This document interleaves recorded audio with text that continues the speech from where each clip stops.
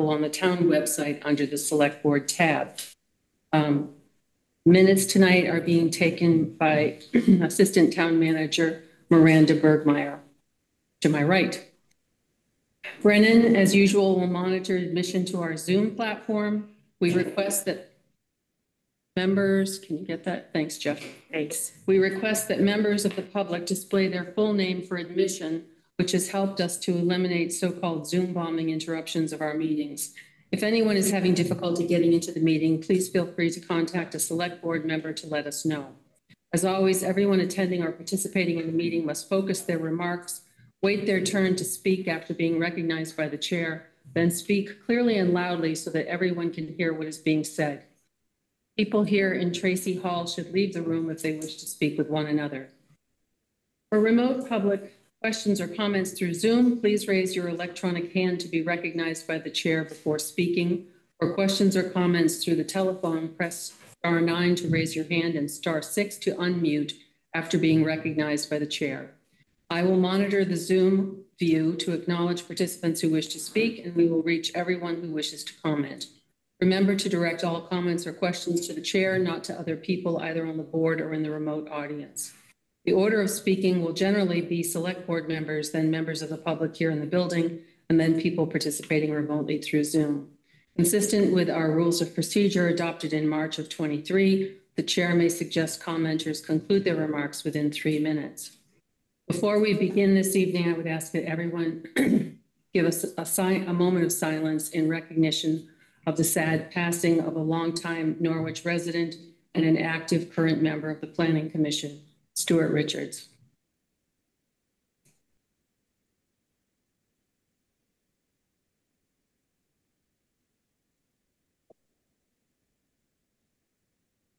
Thank you. The first item, of course, is the agenda. Is there a motion to approve the agenda? I move to approve the agenda. Priscilla has moved. Do we have a second? I'll second it. Thank you, Mary. I'll call the question. Priscilla, how do you vote? Yes. Mary? Yes. Pam? Pam Smith? Yes.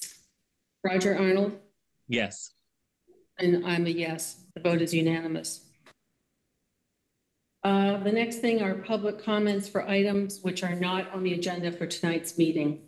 Are there any public comments? Pam Smith? Yes, thank you. I would like to thank Brennan for helping the posted. Oh, Pam, we can't hear. Pam, I don't know what's going on, but you're frozen. See if you can resolve that. I can hear you. Well, you were frozen, so we couldn't hear you. You want to try one more time? Oh, okay. I wanted to thank Brennan for helping the trustees get their meeting posted in late December. Unbeknownst to me, Miranda and Pam Mullen were both out. And I reached out to Brennan and he helped us get a meeting posted. And he asked Lily to jump in to you're still breaking up. So thank you very much. You should try to turn your camera off, Pam, and see if that will work. Okay, can you hear me now? Better. Yeah, Did that's that much help? better. Okay. Couple of takeaways. We have to remember that the staff is not always available to help us. And so we have to follow up and make sure that our meetings get posted or our minutes get posted. And the other thing is, I was thinking that when people are on vacation, maybe we need to have some kind of a handoff system or a buddy system so that work that needs to get done, such as these postings, doesn't languish. So that's my comment. Thank you. Bob Harnish, I think you were next. Yes, thank you. Yeah, my name is Bob Harnish. I'm appearing tonight under public comment in the hopes that we can be an agenda item at a future meeting. I'm from the western side of the state. I've been in Vermont for 65 of my 86 years, and I'm one of the founders of the Vermont Inclusion Initiative, which is a statewide effort asking towns to embrace diversity in their population. I think we would all agree this is the morally right thing to do, but it is also the economically wise thing to do. Vermont and most towns in Vermont, or at least many towns in Vermont, need more population to fill jobs and to grow the grand list. But we need to tell the world outside Vermont that Vermont welcomes new people to come live, bring their skills and their families, and that they will be welcomed. I think looking back at the 2020 census, it shows that Vermont's population is stagnant and we are getting older on average. And if this continues, the state and many towns will not be able to maintain services and infrastructure, such as roads. We need to grow Vermont's younger workforce too, and provide opportunities for our youth who often have to leave the state to find a career. So our team, myself and 4 others, would like to make a short presentation of 5 or 6 minutes. Now that would be probably 2 of our team, not the whole team. And we'd like to do this at a future select board meeting to explain this in more detail and then be available for discussion and questions. Okay, thank you very much. One more sentence. We ask that you give us a place on the agenda of a future meeting to learn why 132 towns, representing 73% of the population of Vermont, have adopted a statement of inclusion and are working currently to engage their citizens. Thank you. And Bob, I think you said... How should I proceed to try to get a longer space on the agenda of a future meeting? Well, I think you did send in some material. It either came through the town manager's office or something. I think I've seen it. So yeah. We can put it in a future packet. If there's just something that you want us to sign, then we can certainly review that in a board meeting. So we'll let you know through our town manager's office. Brennan will be in touch with you, I'm sure. Perfect. Thank you very, very much. You're welcome. Lily Trayman.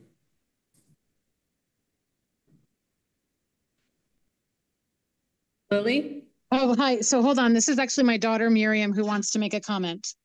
My name's Miriam Simon, and I go to school at MCS, and I just want to comment about the sidewalks, because every day when I walk to school, the sidewalks are never plowed, so it's very hard because we have to walk in the bike lane, which makes it hard. It just makes me really nervous. Thank you very much, Miriam. Thank you very much. I know that our town manager has heard that. And if I could comment, Madam Chair? Yes, we have a comment from Priscilla. A comment on Miriam's comment, since I always walk everywhere and walk here tonight. Part of the sidewalk was nicely plowed, and then I think the plow must have gotten stuck, and I had to go out into the road. And I couldn't get to the buttons, the button to push the lights for the crossing. So I was like, yeah, I'm sympathetic toward DPW, which I think is doing the best it can with the resources it has available. I am also sympathetic to people who say, ah! Okay, thank you. Do we have any other comments? All right, I don't see any. If anybody else sees some, let me know. Next, we move on to correspondence, warrants, and minutes. The number 2 item is minutes for December 13 and 20. Shall we take them in order with a motion and then discussion? So is there a motion for the December 13 minutes? I can do that. Thank you, Mary. I move to approve the minutes of December 13th, 2023. Thank you. Do we have a second? Second. Second by Priscilla. All right, Roger, how do you vote? Yes. Pam? Yes. Mary? Yes, Priscilla? Yes. Marcia, yes. Unanimous. Thank you very much. And now the December 20th. I move to approve the minutes of December 20th, 2023. Thank you. Do we have a second? Yeah, I'll second. Second by Priscilla. Just getting lost in my pages. Okay. Roger, how do you vote? Yes. Pam? Yes. Mary? Yes, Priscilla? Yes. Marcia, yes. Unanimous. Thank you very much. We have item 3 is AP warrants. We have 3 of those tonight. Again, we'll take them in order with a motion and then any necessary discussion. Do we have a motion as to warrant number 1089? I move to approve AP warrant number 1089 in the amount of $70,608.26 paid from the general fund. Thank you. Do we have a second? Sure. Second by Priscilla. Any comments or questions? Okay, call the question. Roger? Yes. Priscilla? Yes. Pam? Yes. Mary? Yes, Marcia, yes. Unanimous. Thank you very much. And now warrant number 1090. I move to approve AP warrant number 1090 in the amount of $547.34 paid from the Kids Bridge Fund number 53. Thank you. Do we have a second? Second. Second by Priscilla. Any discussion? Call the question. Roger? Yes. Pam? Yes. Mary? Yes, Priscilla? Yes. Marcia, yes. Unanimous. Thank you. And now warrant 1092. I move to approve AP warrant number 1092 in the amount of $16,639.98 paid from the Town Reappraisal Fund number 12. Thank you. Second Yep. by Priscilla. Any comments? Okay, call the question. Roger? Yes. Pam? Yes. Mary? Yes, Priscilla? Yes. Marcia, yes. Unanimous. Thank you very much. Priscilla and I will sign those. If one of you could pop in and sign it, that would be a majority. Pam, you have a comment? I do. There was another AP warrant in the packet. Was an off-cycle warrant number 1087. I had sent a question to Brennan on one of those items. I wondered if he had an answer for me since I haven't received one by email. They're in correspondence, so we can get to it then. Or Brennan, do you want to do that now or just do it in correspondence?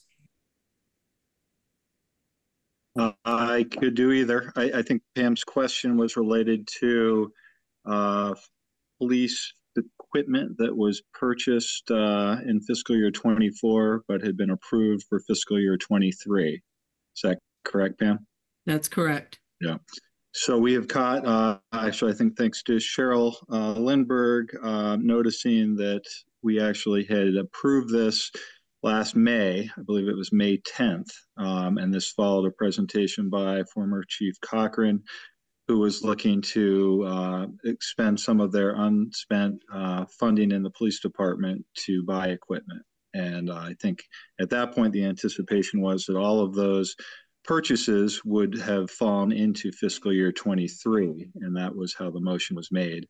And what we've discovered here is certainly we're getting invoices still in November and December for the same equipment, which is, I think, largely due to supply chain issues, where we just, we placed the PO back in May, but we're just getting the equipment and the invoices now. So I think it's really, basically the fiscal year was closed out. We have had the audit, so there's no way to go back into the fiscal year 23. My suggestion, and talking with Barry, our finance director, about this would be potentially just to hold some of the surplus that we're going to be talking about in the future, which came out of fiscal year 23, potentially up to the amount of $100,000 that we would use. Basically, we've already approved this, but we don't want to overspend necessarily the same line items in fiscal year 24. So that might be a way to deal with the situation we're in. The alternative would be just to accept that we're going to be overspending those same line items in fiscal year 24 for the equipment that was purchased, basically, but has not arrived or been invoiced for in fiscal year 24. So that would probably be my suggestion to the board, and we can talk about that maybe a little bit more later in the agenda when we start talking about the surplus and the possible articles. There would be to acknowledge $100,000 has been encumbered for this police equipment, and basically when we start looking at what we have left to talk about for surplus funds and projects, leave that piece out of it, knowing it's kind of already been spent. So are you saying that we might plus the Pam, we're having the same problem. Pam, yeah, you're breaking up. I can't understand what you're asking me. So let's hold off on this and talk about it in the context of the surplus. Okay. All right. So for the rest of the correspondence, we've got an email from Chris Katuki regarding the collective bargaining underway and how that will be funded and which employees. Well, are you in here? Somebody talking? Sorry. And which employees are covered by collective bargaining agreements and when the compensation report will be finished. To that, I can just say that the budget is a guess based on last year's wages, and as with any other, in fact, change in costs, the budget has a built-in buffer which allows flexibility when you can't predict exactly. In terms of who's covered by the collective bargaining agreement and when the compensation study is expected, Brennan, would you like to make a very brief comment? Yeah, I guess my comment would just be that we are working with our consultant there on the compensation study. We're expecting to have a draft to review here at the end of this week, and we'll take a look at that kind of internally in the town manager's office. And my guess is we will not get to a presentation in January, just due to all of the other work the select board has to do between the next 2 weeks. But we could potentially be scheduling a meeting for them to present their report at one of the February regular meetings. Great. And is it fair to say, just in answer, that the police and the DPW are covered by collective bargaining, but for the department heads? Yeah, sorry, I missed that part of the question.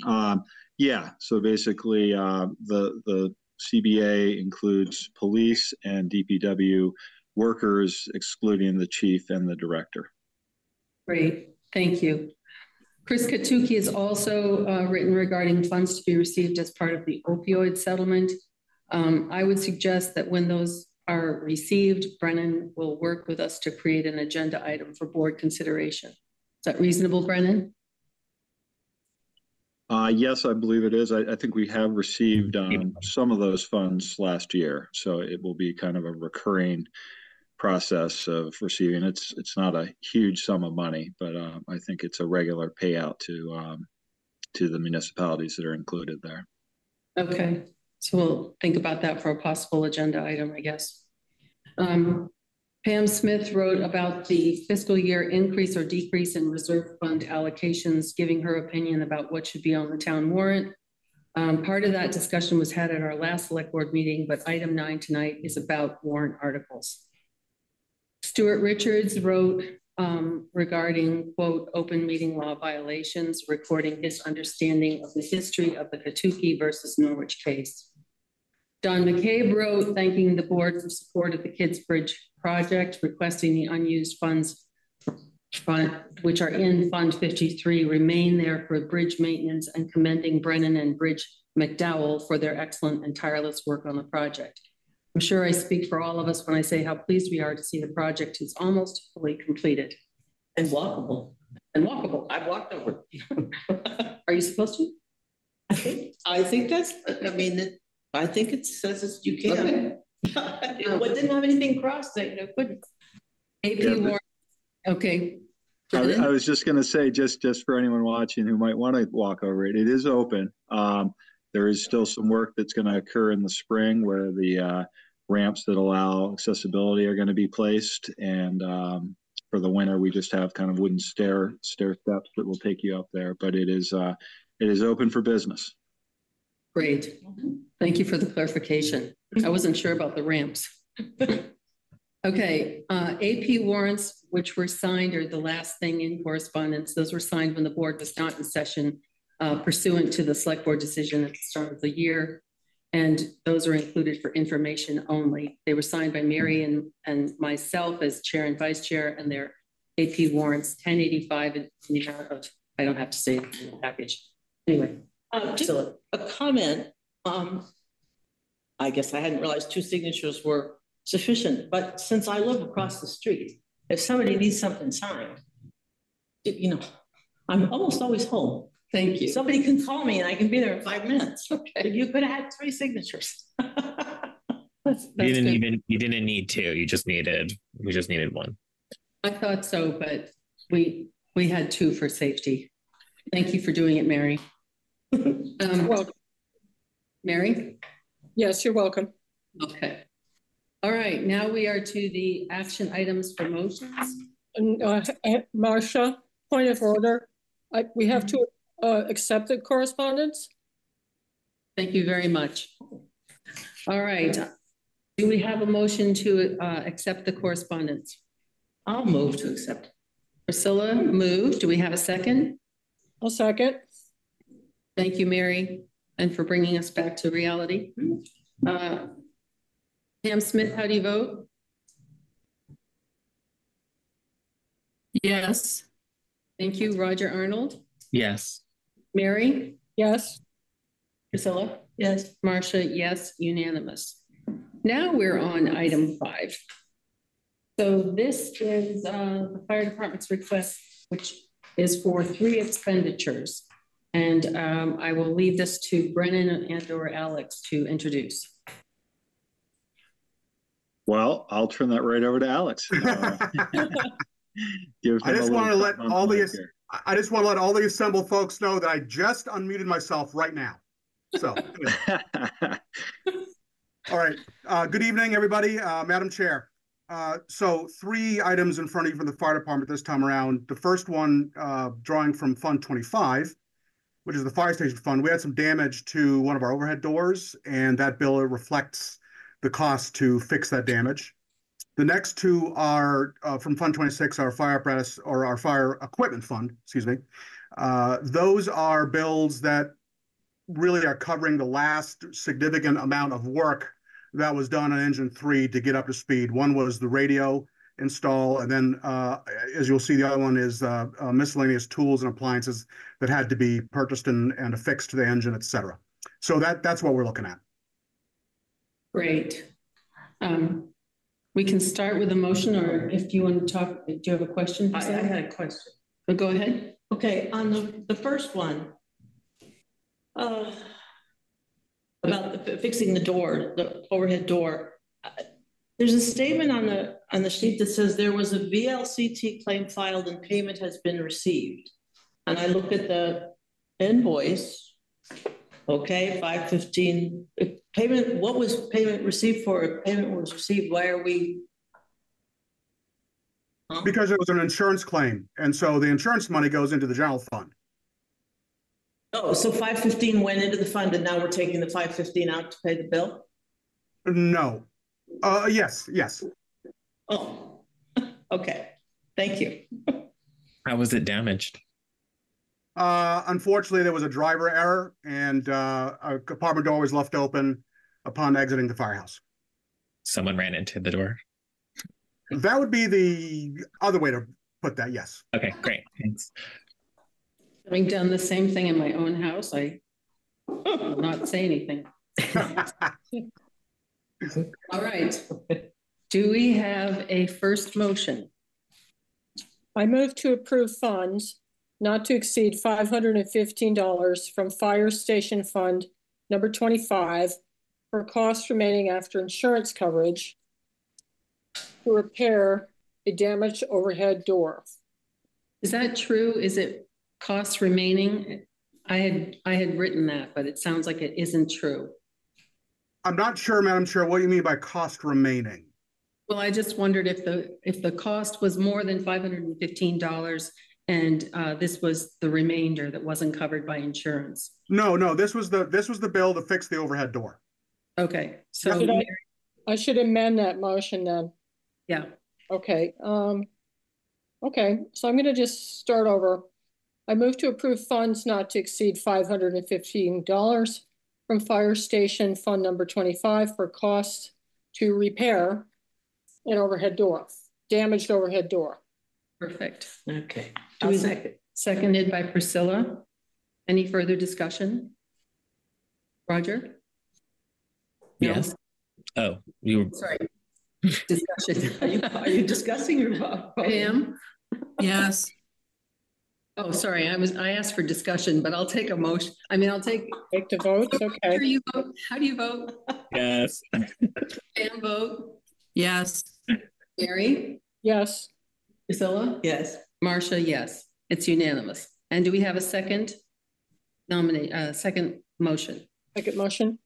I Yes. move to approve funds not to exceed $3,937.20 from Fire Equipment Fund number 26 for tool mounting on new engine 3. Thank you. Do we have a I'll second? Second by Priscilla. Shall I call the question? Sure. Roger? Yes. Pam? Yes. Mary? Yes. Priscilla? Yes. Marcia, yes. That's unanimous. Thank you very much. And a third motion? I move to approve funds not to exceed $1,179.85 from Fire Equipment Fund number 26 for installation of radio equipment on engine 3. Thank you. Do we have a second? Yep. Second by Priscilla. Any discussion before we call the question? Okay, Roger? Yes. Mary? Yes. Pam? Yes. Priscilla? Yes. Marcia, yes, unanimous. Thank you very much. And thank you, Chief, for coming. Thank you all. Good night. All right, number 6, Affordable Housing VCDP grant application. Welcome, Jeff LaBelle. Thank you. Thank you. So let me just start by saying the Planning Commission, just for setting the stage here, has several subcommittees, one of which is affordable housing. This is the second time you've appeared before us, and the board will recall that there were some questions raised about the application at the last select board meeting. We agreed Jeff would go back to VCDP to discuss what was required, and we would ask town council to look at this. So Jeff, what do you have to report back?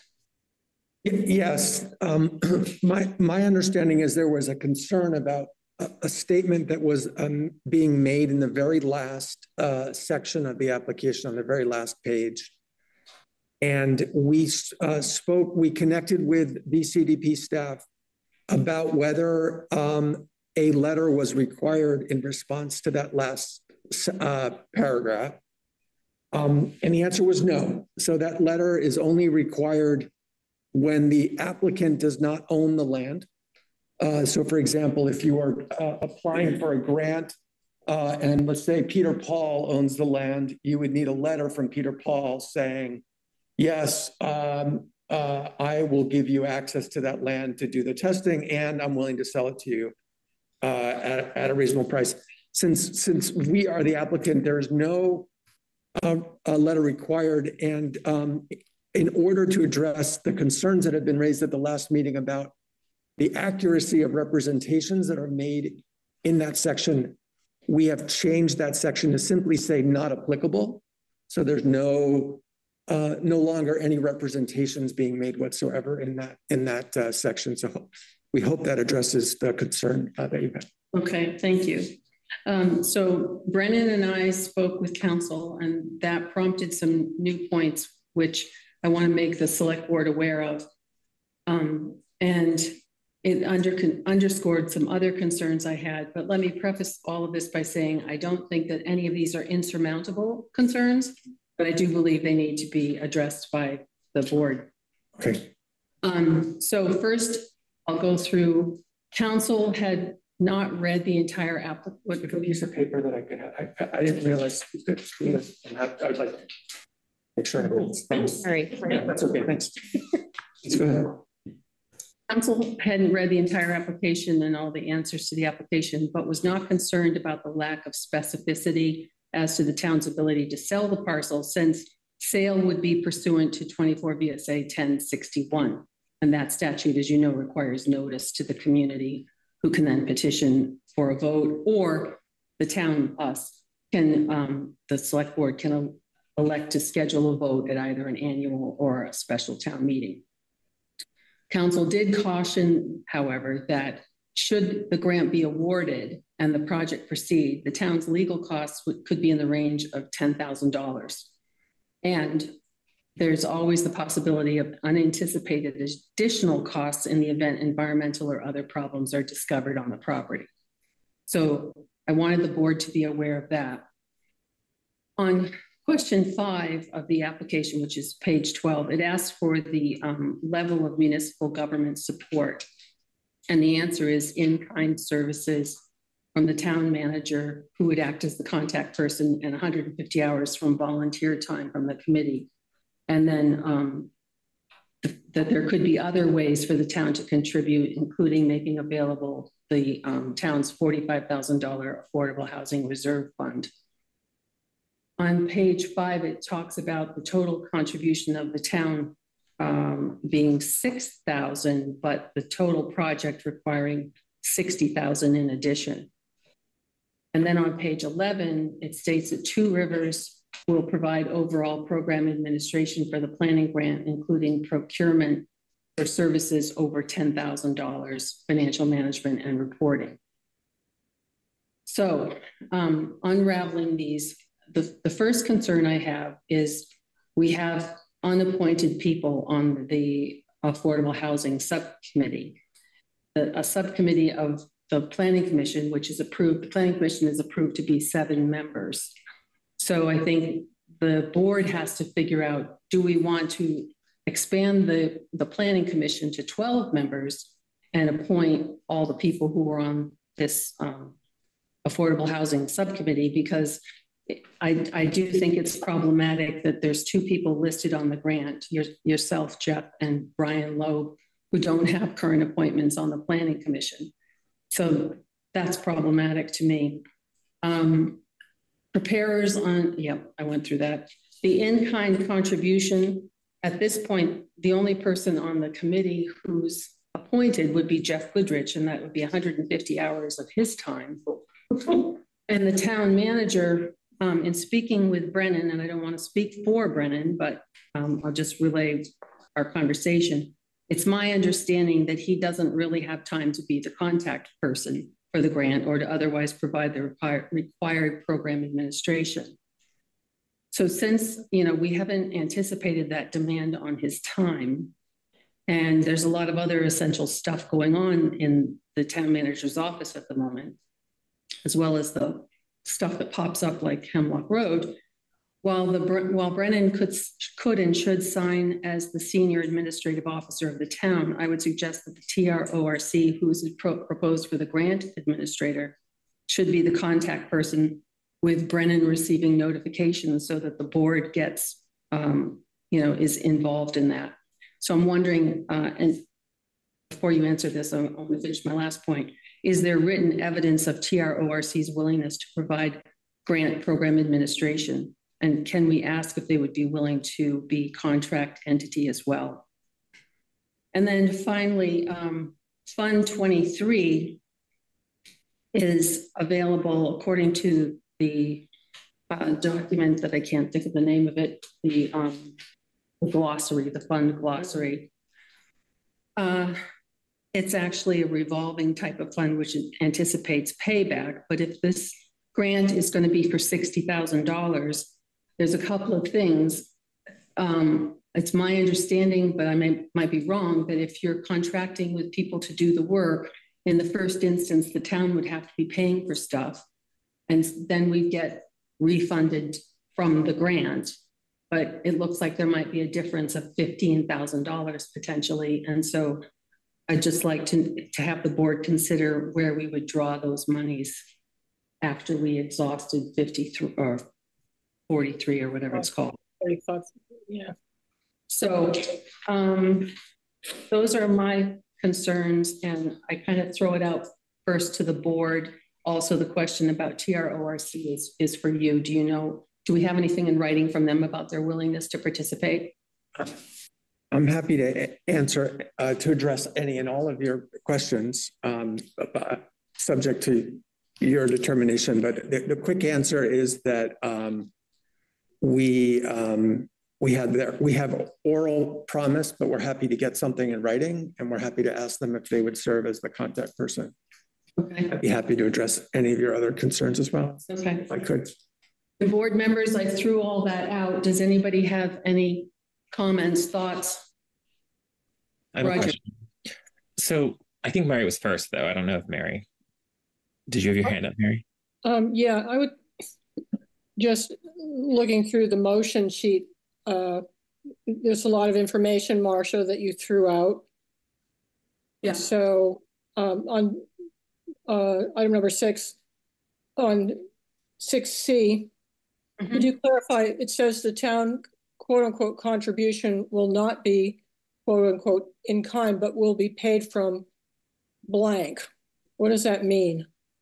Well, if you look at the grant, part of the in-kind contribution was to be $6,000, I believe, from Brennan's work, or X number of hours. Could I clarify? So we had left this part to be worked out once we got the direction from the board. But first of all, we can charge for volunteer time whether they are an official member of a committee or not. So that is not a barrier, so it's not limited to Jeff Goodrich. It does not limited to people on the Affordable Housing Subcommittee. If we can show that there are people volunteering on a project, then we can bill for their time. So I would not worry about Jeff Goodrich having to do 150 hours. What we were proposing is that we would use up to 150 hours of volunteer time, and then some amount of time from the future planning director, plus a little bit of Brennan's time just to oversee it, because he said that he would want to have some level of involvement, not at the $6,000 level, but some level of involvement. And that I was going to speak with Brennan just about clarifying how much of his time versus how much of a planning director's time versus the volunteers. And then we work that out. If that, we were trying to make it easy for you not to have to spend $6,000. If you would rather, allocate the $6,000 from there's plenty of funding sources available, that would be an alternative, and that's perfectly acceptable from our perspective. Just to be really clear, though, about the $45,000, we are not proposing that the $45,000 revolving fund be involved at this stage of the project. This is a planning grant. We're going to get a check we're going to get, I believe we're going to get a grant from the state. Brennan can explain. Brennan, do we get the money? Like, if they approve the grant, do they just write us a check? Or do we have to spend the money first and seek reimbursement?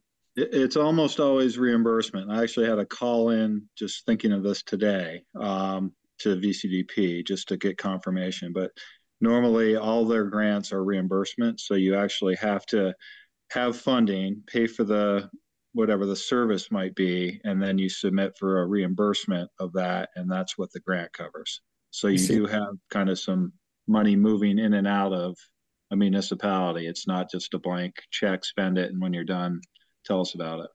Okay, so that, yeah, you would need to decide where you want that money to come from. But ultimately, it would be reimbursed by the state, so it would not be a permanent expenditure. Right, but we'd still be, there'd be a gap if we were using that particular fund. Correct. We haven't budgeted anything else. So that's what I wanted the board to think about. But Roger?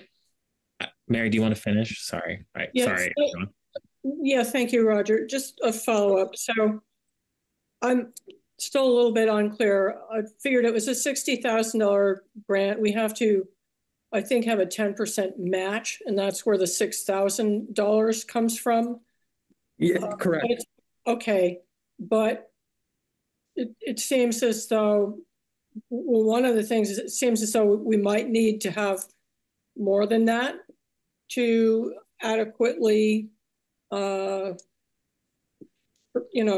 support this grant. And also, are there any parameters for how the $6,000 is spent within the grant structure? Yeah, so I do not anticipate needing more than $6,000.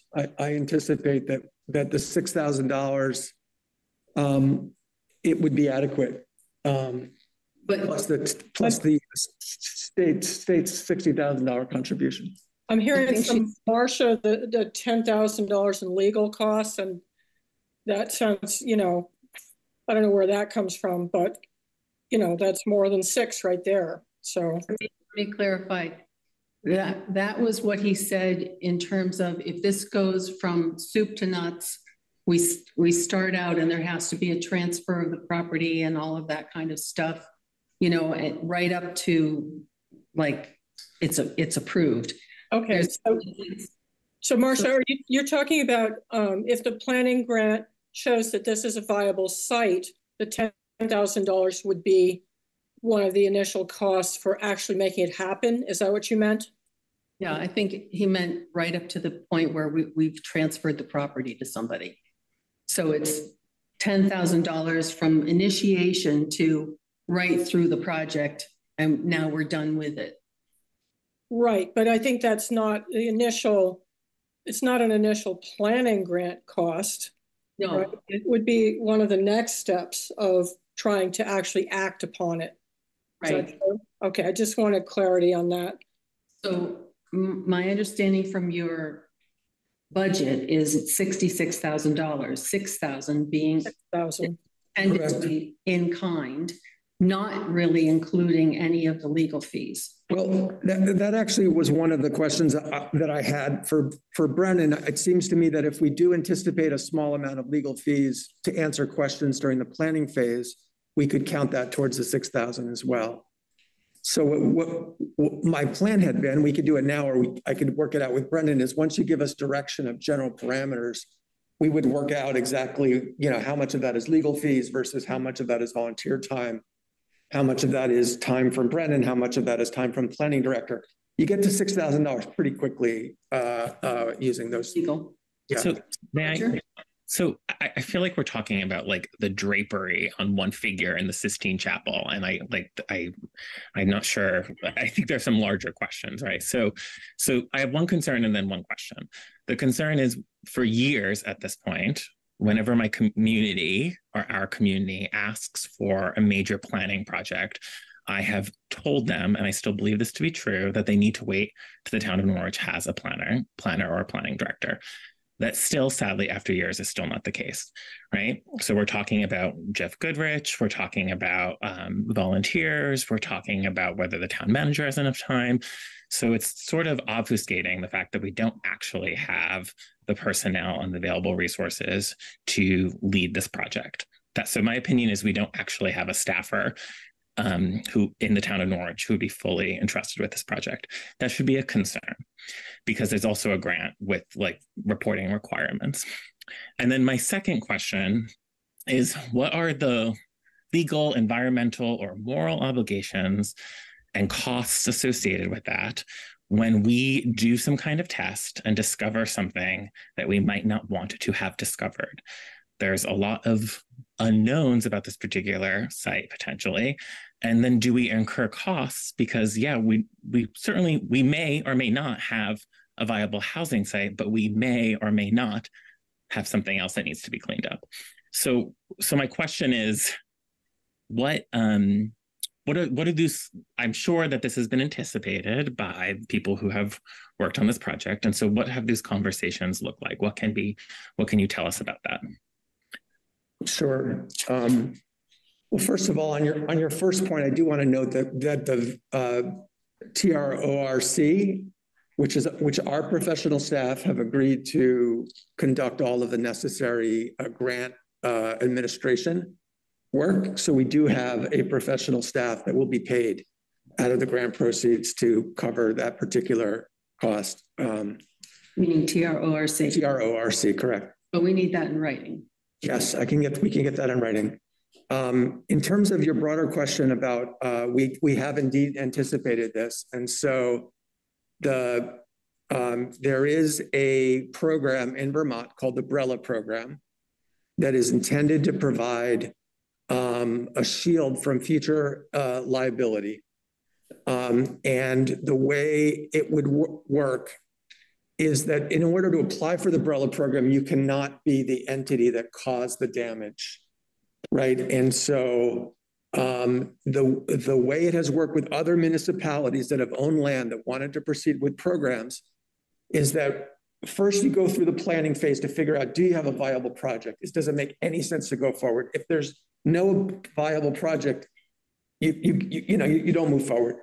If there is a viable project, if the planning grant says, yes, there's a viable project, the next step would be to do an environmental assessment, phase 1 assessment, which is a kind of a paper assessment, then a phase 2, which is a assessment that involves actually digging. The recommendation is to, before you move forward with the phase 2 assessment, to actually bring in a prospective purchaser of that property, who would be the one who would apply to be in the BRELA program. And so they would basically apply to be in the BRELA program. They would have access to funds for the environmental assessments. Once the assessment either would say it's clean, in which case, great, you get a clean bill of health. If there's a problem, they would have access to funding to clean up the site. And they would, at that point, they would get a clean bill of health. And so you would basically enter the BRELA program via a prospective purchaser. The Green Mountain Economic Development Corporation has done this for another town. They can come back and talk to you about how that works.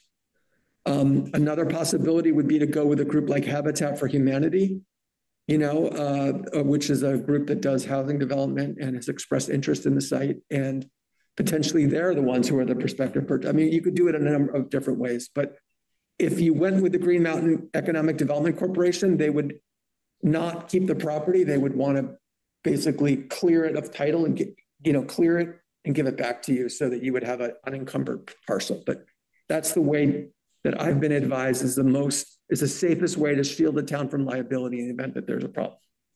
Council did say there's always the possibility of an unanticipated additional cost because of this.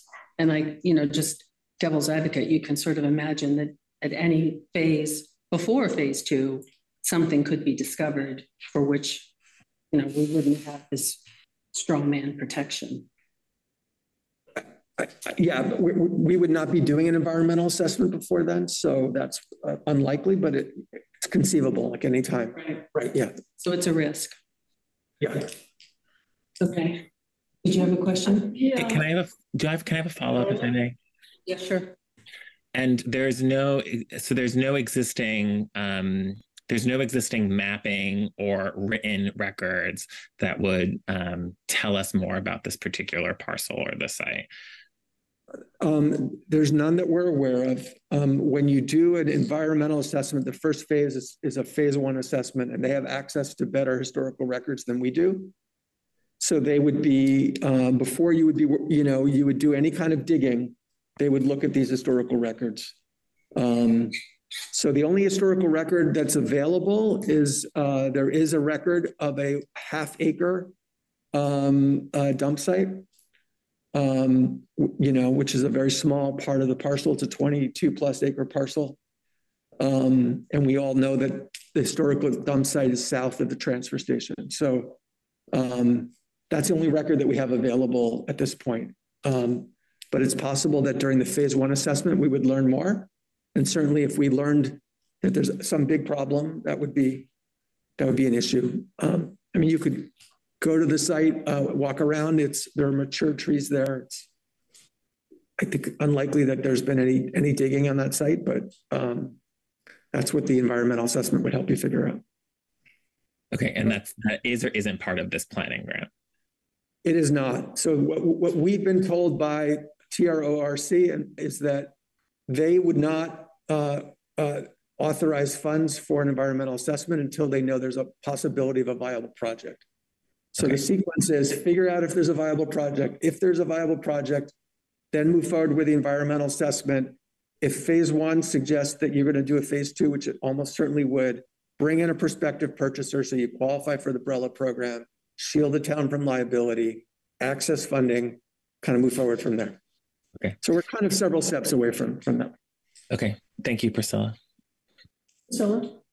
This may be just too far out there to worry about, but suppose things are looking good. You get a prospective buyer who enters the BRELA program and they find there is something that needs cleaning up. It can take so long to clean something up. Would that stop the project? I think the answer is no. I think there's certainly a time lag associated with all of this, right? There's a time lag associated with the planning process, with the environmental assessment, with the cleanup. So I think what we have to do is think long-term, right? You know, if it can take several years before a project is able to get going. And that's just, unfortunately, that's something we've learned to live with in the affordable housing world. I mean, in California, it could be 7 years from the time a project is proposed to the time it's completed. So yeah, the main effect of the time is that costs go up, right? Because, you know, to the extent that there's inflation and costs go up. Yeah. So on the other hand, you know, they're getting the site for potentially at low or no cost, and that could be really helpful. Do any other board members have a comment, or Brennan, do you want to say something before I go to Jan? No, I don't think I have anything really to add. Certainly, you know, as Jeff mentioned and others have, if we were staffed, you know, fully in our planning office with a, you know, knowledgeable, experienced planning director, this would really fall into their wheelhouse. And I think I'd be a little more comfortable, you know, saying, hey, this is worth pursuing right now. You know, we hope that we will by the time this whole process ends. You know, we're going to be 8-10 months from where we are today, and it's certainly possible there will be, but we don't currently, I guess, and that's these are difficult. You know, it's a difficult site, and then the piece of the grant and the management, you know, the application piece is really the easiest part of the grant usually, and the most fun. And then from there, it's managing these. You know, the state has their own GEARS program, which is kind of the grant management. So somebody normally at the municipality is responsible for kind of going through that, and it's a lot of work. I want everybody to be aware that you know, it's probably a worthy endeavor, but it is definitely going to be a long and difficult process to get through this. And that doesn't even take into account, you know, we're looking to hire specialists. That's going to require creating RFPs and reviewing RFPs and making hiring decisions there. So again, it is a pretty extensive project we're talking about. And if I could just say, Brennan, my understanding is that TRORC would be responsible for the procurement process under our agreement. So, I mean, again, there is a professional staff that is available to help. They do this for a lot of towns that don't have planning directors, and they're able to move forward. So the other point is that the grant will not be approved at the earliest until June. You know, and you're required to start 3 months later. So that gives us another 6 to 8 months to get a planning director on board, which hopefully we will have. Pam Smith? Just one quick question. What is the submission deadline for this project, for this grant application? The submission deadline is the first week of April. Our hope for timing would be if you guys tell us we need to make a few more changes, but it's in reasonable shape, would be to try to hold the public hearing in early February and come back to you for a vote in late February. Okay, Jan? Jan Lansfield? Yep. Thank you, Marcia. I had a couple of things to say relative to the issue of subcommittee appointed members and official members, that it actually relates to the agenda topic on the handbook as well. So I don't know if you want to, you brought it up here. I can talk to it here, or we can talk to it under your handbook conversation. Well, why don't you address your comments that would pertain to this topic here, and then potentially you may have more to say globally when we get to the handbook. Yeah. So I think our feeling about the subcommittees we've had these conversations at the Planning Commission relative to membership in subcommittees and how formal that membership needs to be.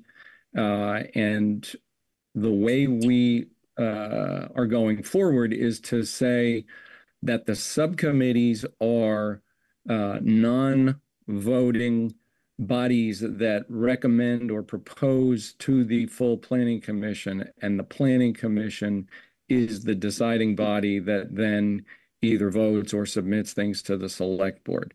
So given that sort of limitation on the power or the importance of formal membership in a subcommittee, we are less concerned about who's an official member and who's not. And so, for example, when Jeff says there's going to be a public hearing for this proposal, that will be a jointly warned meeting. It will be a warned meeting of the Planning Commission and of the Affordable Housing Subcommittee.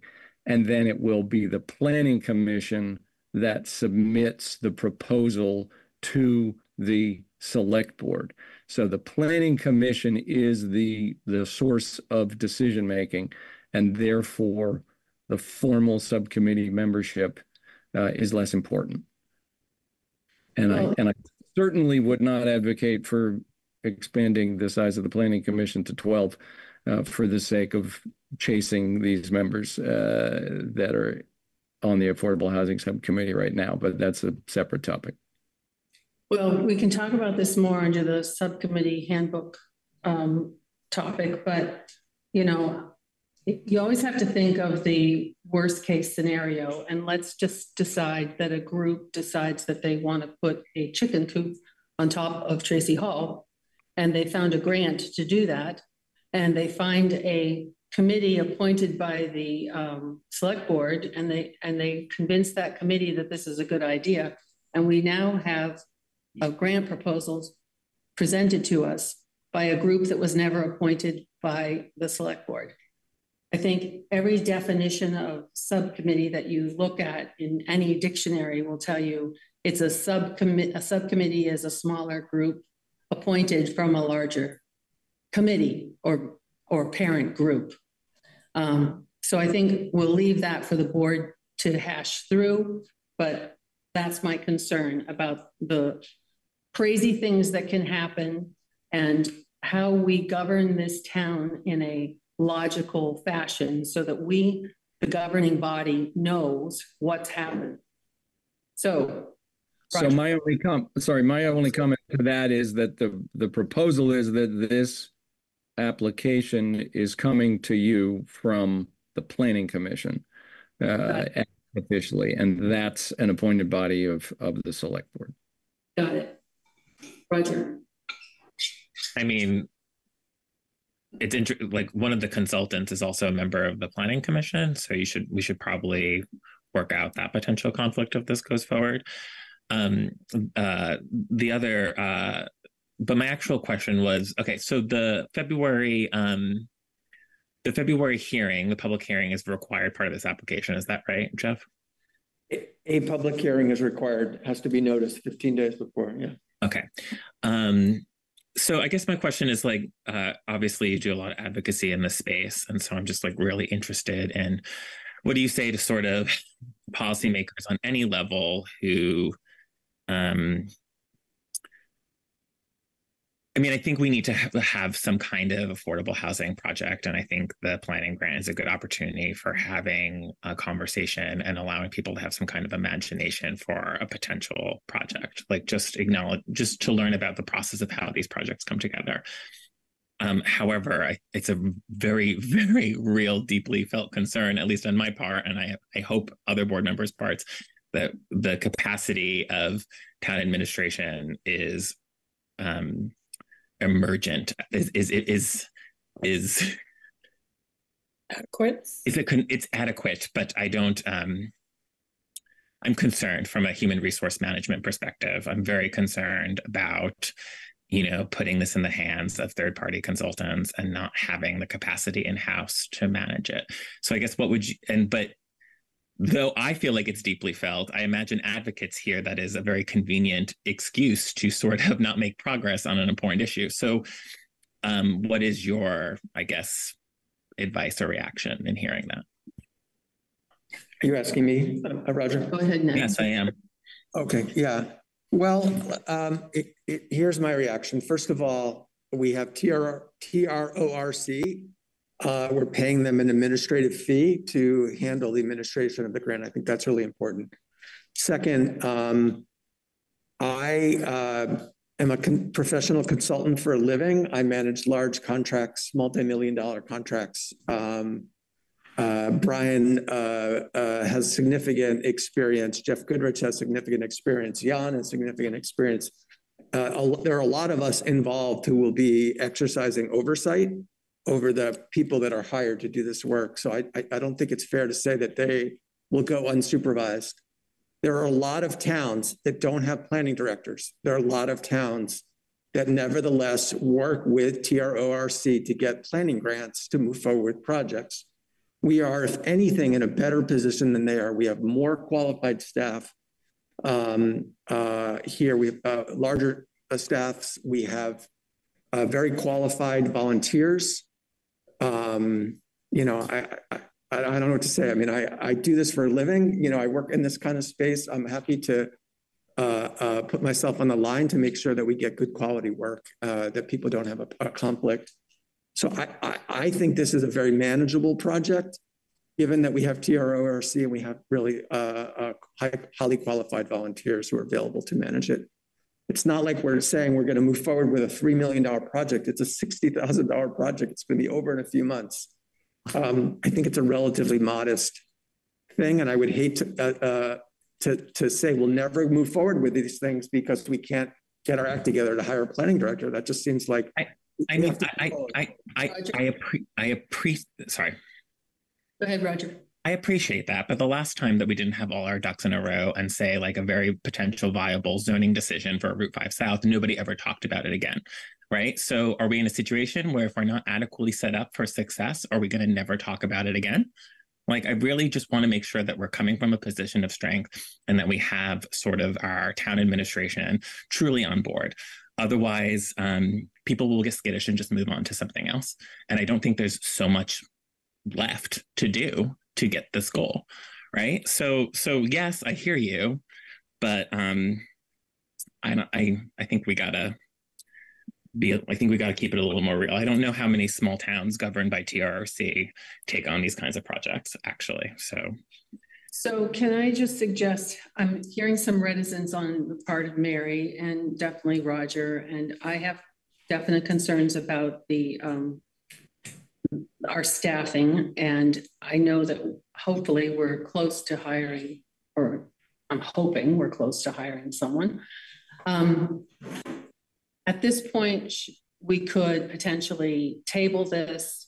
We could ask for a letter from TRORC explaining exactly what they'll do for us and how much that'll cost, and then revisit this again. And maybe by that time we'll have a new hire. I don't know. How does the board feel about that? I mean, I understand Jeff wants to get going with this, but it's, you know, anything that you rush is potentially problematic. And I think there are some things that we still have concerns about. So since April is the deadline, meanwhile, I know that you're not anxious to put anything on the ballot, but it might be a wise thing to just prepare for that so that you can put something reasonable that people can expect and we can vote for it. And then if all the ducks come into alignment so that we have a planning commissioner, not planning commissioner, director, and whatever else we want, we know what fund it's going to come out of, we're ready to go. But we have some time. Board members, what do you think? I'm still a little hung up on the cash flow issue because we'd have to come up with $60,000 before it was reimbursed. Well, we could use the revolving affordable housing fund. It doesn't have that much. It doesn't have 60,000 in it. Right. Roger? I can't hear you. So I guess I think part of it is sort of Mary started the discussion with sort of the motion that had many sort of caveats and conditions, right? So if we were to have I guess my question would be what would a clear motion be for this project? I heard Priscilla sort of kind of formulating that too. So regardless of whether or not board members are looking to take action, I mean, I do have reticence, like what would the actual simple motion look like, right? Because yeah, Mary was right. It was a lot of, it was a lot.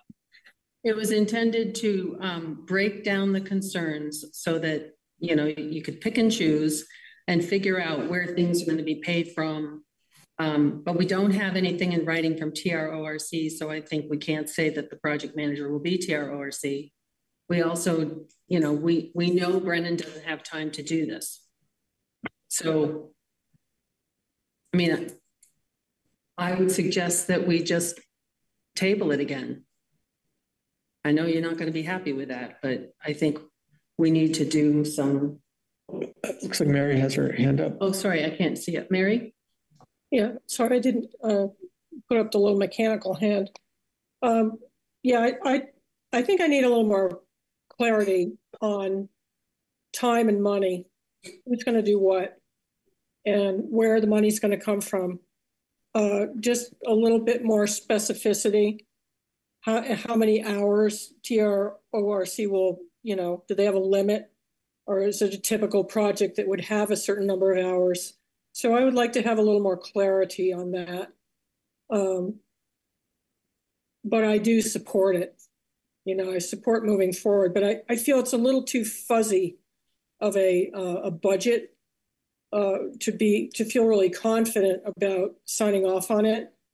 You know, I think the beginning of the motion where it says, I move to authorize the town manager to sign the VCDP grant application as the town's chief administrative officer, we would be signing off on basically a draft that I think needs a little bit more tweaking.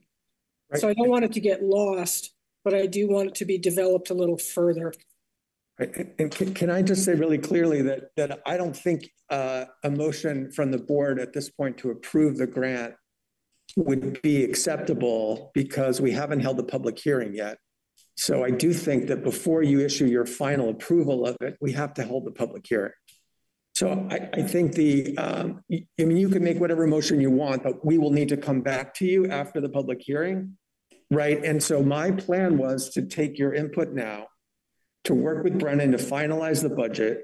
I agree that the budget needs to be finalized. I've heard that you want more detail in writing from TRORC about what they're committing to, and I can get that. And that we would then hold the public hearing, get their input, reflect that back, go back to the Planning Commission, who is the designated body. They would then, if they approve it, they would bring it back to you for a vote at a later date. That would be my suggestion, but I don't want to move forward with a public hearing if there's not a strong sense that if we address these issues, that we'll be able to move forward. I mean, I can't tell you where that money should come from. I can tell you you'll get reimbursed. So it's not a, it's only a cash flow issue, not a permanent, out of pocket issue. Yeah, it's our cash flow. No, I hear you. I hear you. Mary? I think I'm getting a little more clarity about what Jeff is asking. And I think we can probably get around the cash flow issue.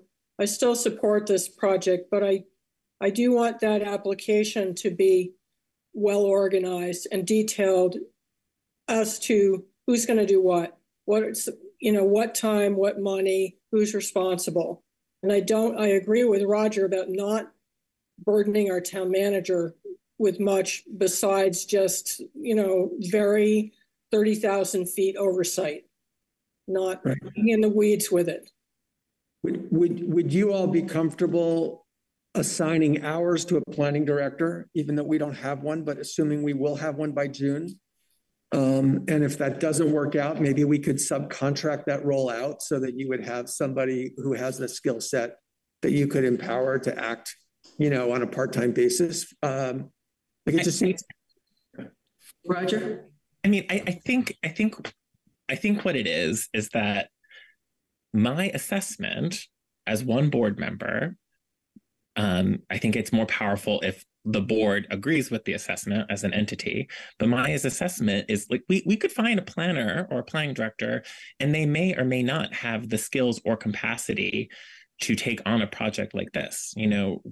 Our last time we made a hire, we hired at a lower level to reflect the fact that their skill set was emerging and that they would learn in the role over time and eventually go from a coordinator to director. That's how I understood that hire to be made. So I think this sort of statement of, oh, well, when we have the staff, we could do it. I mean, I think the board needs to hear from its town manager and its staff and says, look, like we have the capacity, we have the values supported from the town to get a project like this is done. And I am not hearing that from our staff. I'm hearing a very strong Norwich community, as I always do, want something done. And I think the board is saying, from our experience and our interaction with our professionals, we're not sure if it is possible. And so it's just, to me, like, I'll support the project. I'll make a motion to support you move forward with a listening session or a public hearing. But it is ultimately a huge red flag that I'm not hearing from our staff, a complete endorsement forward. Like, we have to listen to our staff, right? Isn't that where we are at this point? So, and also, like, I don't think the Planning Commission comes from a position of strength to be able to work with the planner. That should be obvious. So, like, if you attended or heard anything about their meeting, there we are. Okay. Like, I'm speaking as truthfully and openly as I can. Thank you, Roger. Would the board be amenable to seeing some more information from Jeff next week, particularly from TRORC? And Brennan, do you have time to talk to, I don't mean next week, I mean the next time we meet, which is the 24th. Brennan, do you have time to work with Jeff about a budget? And I guess what we're talking about is just having a little bit more idea of the concrete nature of things, and also maybe a better idea about where we would pay for stuff from, because even if it is only $15,000, it is $15,000. And then next week, we might feel a little more confident as a group saying, go ahead and pull together a public meeting, because I'm not sure exactly what you'd be telling people at this point. You couldn't tell them exactly how you're going to do this, right? So how does the board feel about that? And how does Brennan feel about that? Let's hear from Brennan first. So I think in the next 2 weeks, if we're talking about the 24th, I will have some capacity to meet with Jeff or talk with maybe it makes sense for both of us to talk with Two Rivers. And, you know, as I said, I have a call in right now to the VCDP rep just to confirm the reimbursement piece. The other thing I guess I was going to mention related to the reimbursement is that this probably is not all going to come in as one invoice for $60,000. So this will probably be spread out with some capacity to have things reimbursed on a moving scale. So I'm not terribly concerned that we're going to exceed, again, at $45,000 was kind of where we're pulling this funding from to be reimbursed back in. I don't know that we're going to expend all of that, you know, at any one time. Again, I support the project too. Like I think affordable housing is a worthy endeavor in Norwich. I've had concerns about the capacity of the site that we're talking about and the many difficult nuances of developing housing there. I wish we had, you know, a more attractive site that I could get a little more excited about up front. And I've told Jeff that several times. He's aware of my concern there. And again, it is in my mind, it is a capacity concern that I've seen how much time these can take. And I know I don't have that, and Miranda doesn't have that in the town manager's office currently. So that's kind of where we are. I don't know that that's going to change in a week either. So that's, I guess, my opinion. But at least we could come back in 2 weeks and have some more clarity.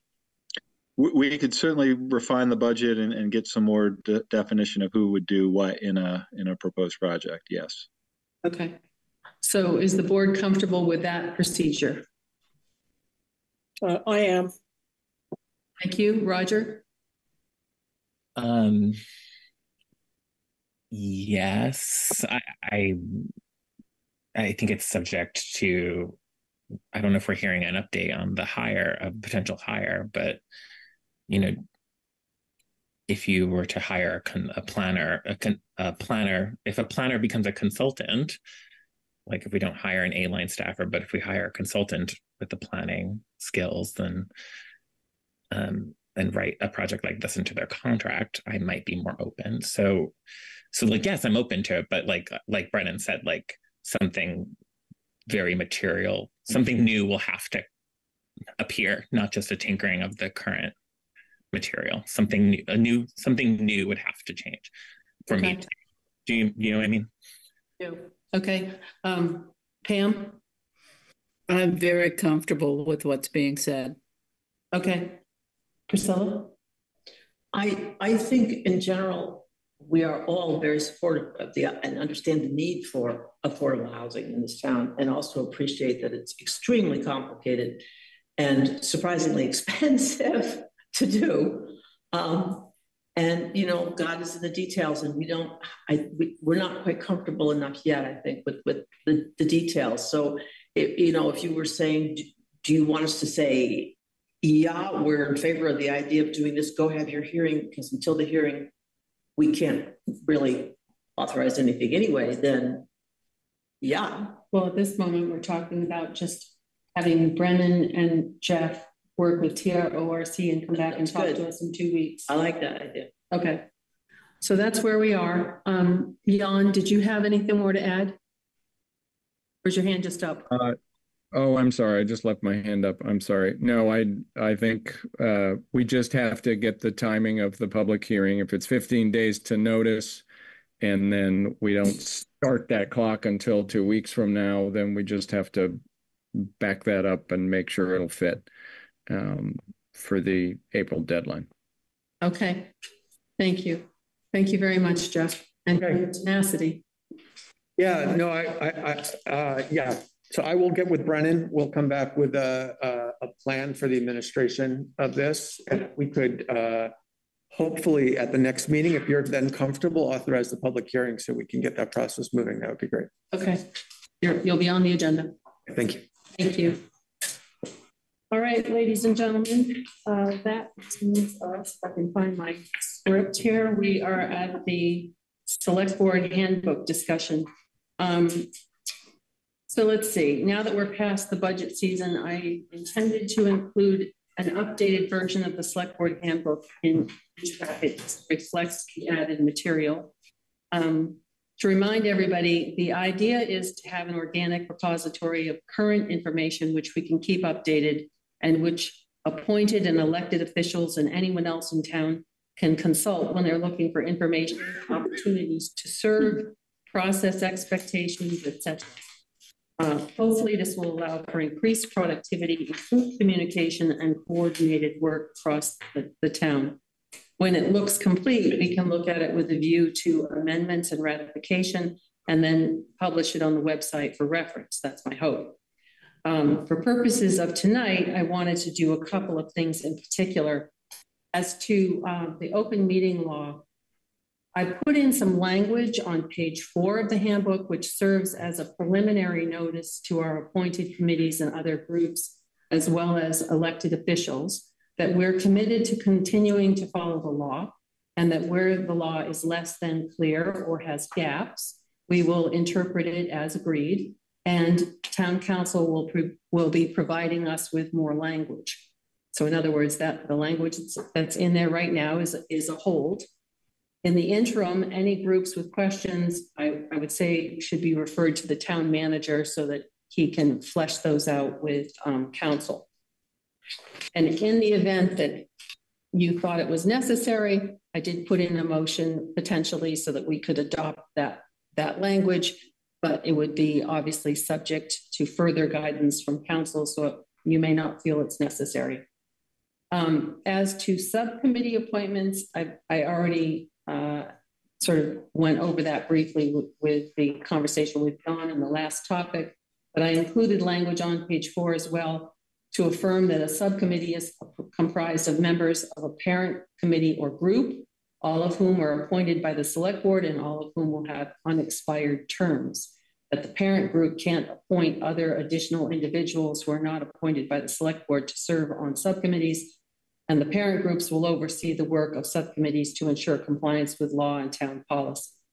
If the board agrees with those basic tenets and principles, then we could do the same. We could have a motion or whatever. But I do think that there is a real concern that we can't dismiss, that if the people could come to the board with various proposals, and they might not be from channels that we expect. And so it takes up time and it is disappointing for folks. And I think what we've got here is a governance situation that we've set up that's consistent with other communities and is supposed to mean that we have a fully functioning, comprehensive government that isn't confusing to people. So that's my take on subcommittees. And I would note that I think the Trails Committee may be a similar situation. And if you all have read the newspaper, I think it was Woodstock had a problem with a Trails Committee doing some work, which actually was detrimental and had to be repaired. And they weren't all appointed people. So I'm just throwing it out that this is something I think we should discuss. Does anyone want to join in? Yeah, Priscilla. I think I agree with the idea that subcommittees and all that should be from people that have been appointed by the select board to the committees, but we're already seeing apparently an issue where this isn't going to work because the Affordable Housing Subcommittee has people on it who are not technically part of the Planning Commission. Oh, so yeah, isn't that the tail wagging the dog? I mean, well, no, but it's interesting because I think in principle, this is what we should do. So maybe I'm going at it backwards, but does that mean we say, well, gee, some of you who aren't actually on the Planning Commission should not be on affordable housing? Because it sounds though they're the two biggest forces on it. Well, if there is other options, we could expand the size of the Planning Commission. We are unfortunately going to have applications for the Planning Commission anyway, because we have a sad opening. We also have to have, Jack Candon had a position that needs to be replaced. So we are going to be addressing things. Miranda maybe knows of other positions that are open that we need to address. So, I can remember a couple of spirited discussions that this board has had in the past, long before I was on it, about sizes of committees, planning commission in particular. But, if we are not able to accommodate, then, maybe we do. If we can't get the work done that is needing to be done and the sizes of the committees aren't sufficient, then maybe we do have to consider making them larger. Mary? I actually am interested in Jan's reasoning, which, if I understand correctly, you would not require a subcommittee to necessarily be members of a committee or commission, although you might want to require a liaison. I think that might be wise, because I think we're talking about an issue of both coherence and control. But I think the subcommittees often are doing research. They're sort of getting a little bit more in the weeds than I think you'd want your planning commission or any other more major committee to be in. And then they bring their findings back. And I think the filter and the means of control and coherence is that the subcommittee would go back to the appointed committee, and the appointed people would vet out what was done by the subcommittee before it goes any further. So I think I might push back a little on the idea that the select board has to appoint members to a subcommittee, but it might require a liaison from whatever appointed committee or commission it was. And so, Mary, how would you propose we handle, compliance issues like open meeting law? Because if you've got people who are appointed by folks who may not themselves understand exactly, we're farther away from the people who are doing some work, who are still going to be responsible for following the open meeting law and doing minutes and all of that. And yet we may not really have, good control or know what they're doing. Well, could I respond to that? Yeah. Yeah. I think there's a huge education piece, and especially in light of our settlement agreement, because the requirements, I think, have become more granular and more particular than we understood them to be in the past. And everyone in this town that's involved with any kind of governing, if they're going to adhere to the open meeting law, they're going to have to thoroughly understand that. And I don't think that the select board appointing people to a subcommittee is going to solve that problem. Well, to be clear, I wasn't suggesting that the select board appoint subcommittee members, but that the select board appoints the same committees that it's decided to appoint, and the committees themselves decide if they need a subcommittee and make their appointments. But they're appointing people who have existing terms. I mean, this application grant is a good example. It represents, these two people who no longer have existing appointments. And so I don't know, I'd be interested in what council would say about that. Jan, let me hear from all of the board members first. So Roger, you want to go first? Sure. I mean, I think ultimately council would only tell you what is and isn't a public body, right? So which both are. I don't really see the efficacy for a subcommittee. Their agendas are not set by the planning commission. The planning commission isn't charging them with looking at anything in particular. The subcommittee reports back to the planning commission, but like the enhanced energy and energy historic preservation, those are not subcommittees, and they're not any more or less planning issues than affordable housing.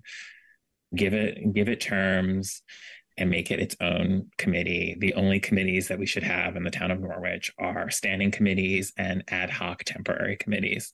Ad hoc temporary committees explore a particular question for a period of time, and standing committees are exactly the opposite, right? There's a long-term set of issues that need to be addressed.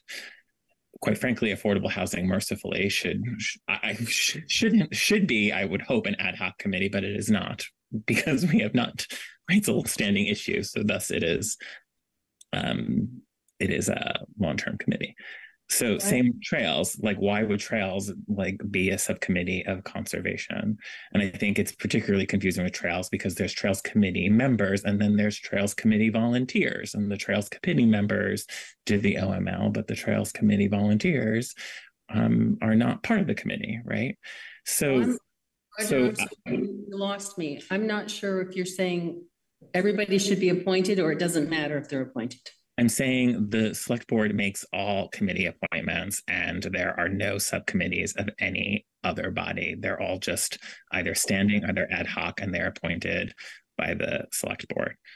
So in other words, no efficacy for the affordable housing subcommittee to be a subcommittee. They don't function as a subcommittee. Okay, so under the facts as they stand at the moment, we've got 12 people who are functioning as, and I haven't looked at the others, but affordable housing and planning commission. So the 5, I've got to find my list. Yes, the 5 people who don't have appointments, who list themselves as affordable housing, are you saying that they should or should not be on that committee? I'm saying that they are committee members. I think it should be made clear. First of all, they should have a charter. I don't know if they do, or they should have a scope of work, ideally written, if they're a committee, ideally written by the board, and then you just give them terms and they apply every 3 years or whatever it is. It could be 5, it could be 7, it could be 9, but the charter would determine it. And who do they apply to? Who does what apply to? You said they apply. They apply to the board. Like there's an application process to serve on that committee, just like every other committee. To the select board? Yeah. Okay. All right. So Mary's saying they should be appointed by the select board. You're saying they should not be, don't need to be. You're saying they should be appointed by the select board. Yeah, because I see no efficacy of subcommittees in the town of Norwich. The only time, yeah. Okay, and I'm saying that they should be appointed by the select board, whether you call them ad hoc or whatever. And Priscilla, it's a different function. Priscilla's getting confused. Priscilla's confused. So let me try and explain it again. So what's happened with the planning commission is the board decided there'd be 7 members of the planning commission. I don't know how this happened, if the planning commission actually appointed them or they self-selected, but there are now 5 members of something called an affordable housing subcommittee of the planning commission. 5 of those members on the affordable housing committee, 5 of 6, were not appointed by the select board and or do not have a current term. So for example, Jeff Lubell was once on the planning commission, but his term expired. I don't know about the others. So the question is, do you think that all people who serve in some capacity on a board, commission, whatever you want to call it, are appointed by the select board? And then or committees that are appointed by the select board can just pull in other people and call them members of subgroups. How about the planning commission seems to me has tremendous, huge charge. Maybe, okay, 7 members of the planning commission, and there are people who want to work on a particular thing, like say affordable housing. Perhaps they should come to us and say, will you appoint these people to the Affordable Housing Committee? They're not. That's what Roger's saying. Yeah, they're not necessarily, I mean, I still would prefer to have affordable housing come to us through the planning commission. Right. But if the planning commission says we would like you to appoint these people to affordable housing. Okay. And they aren't necessarily part of the planning commission itself. They're on a separate piece of it, but they are still appointed to that piece. Okay.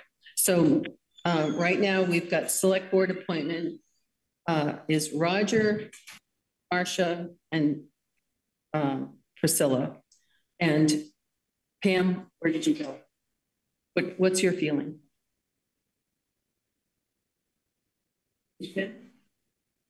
Pam?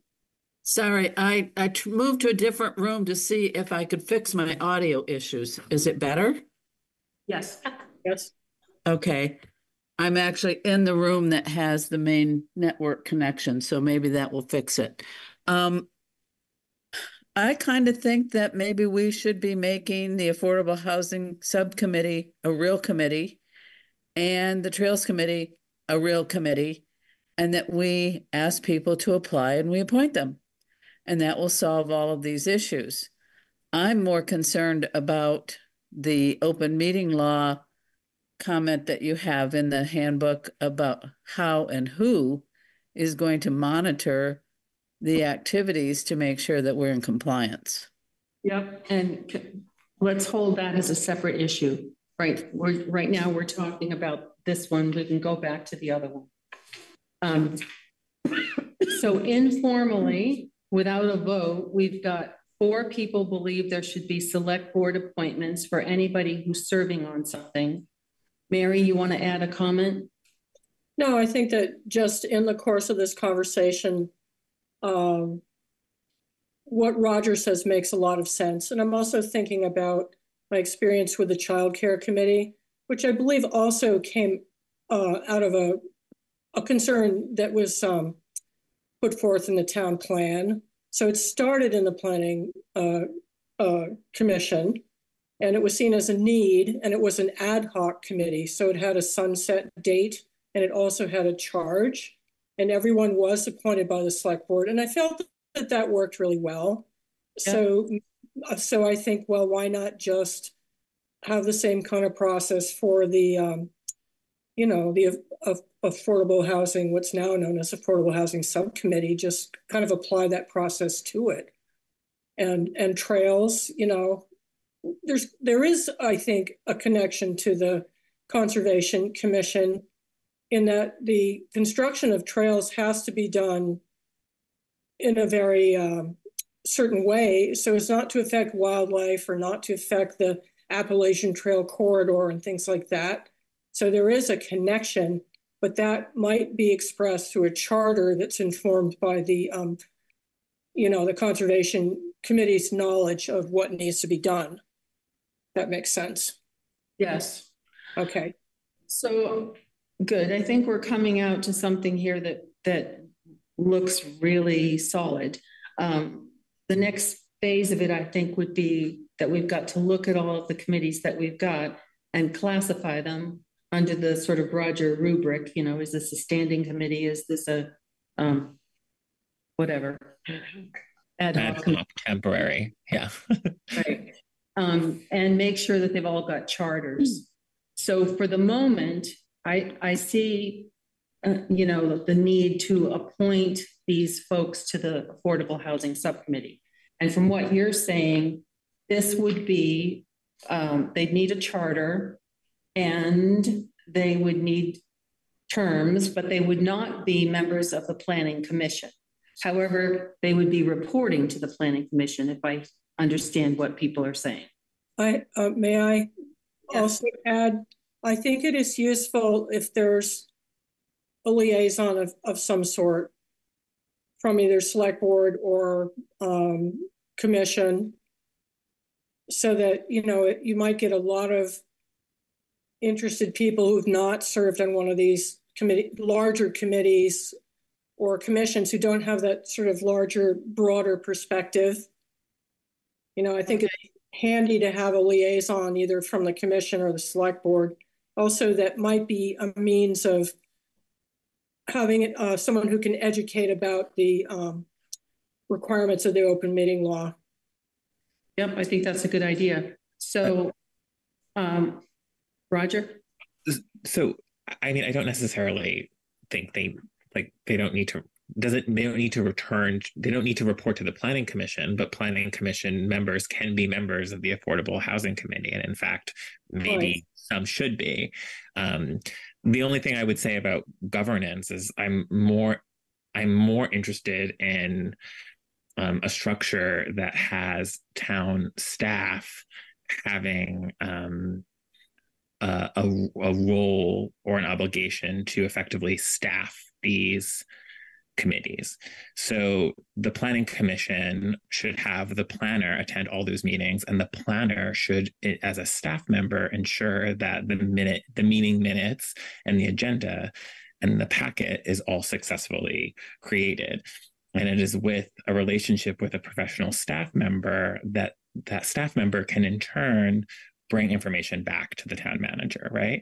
So I think, which is not to say that the professional or the paid staff member is acting in place of or of an authority above the commission. It's just that it's an acknowledgement that the town of Norwich is only going to get things done when the staff member can report back to their boss the functioning and decision-making processes of the body that they're appointed to. So you can take staff and you can even write their job descriptions to say, you know, you planner, you will attend these meetings of these commissions and you will play a role in these ways, and you will inform your boss about the activities there in these ways, right? So it creates the sort of one Norwich structure. So rather than figuring out like, you know, select board versus commission, it's more about like making sure that these are staffed so work can get done and open meeting law can be honored and blah, blah, blah. Anyway. Well, it's certainly good for compliance. I'm just wondering, staff, I mean, we've got a lot of committees and I don't think staff can go to all of them. That's the problem. And I also think we need to sort of figure out, some will be standing, some will be ad hoc.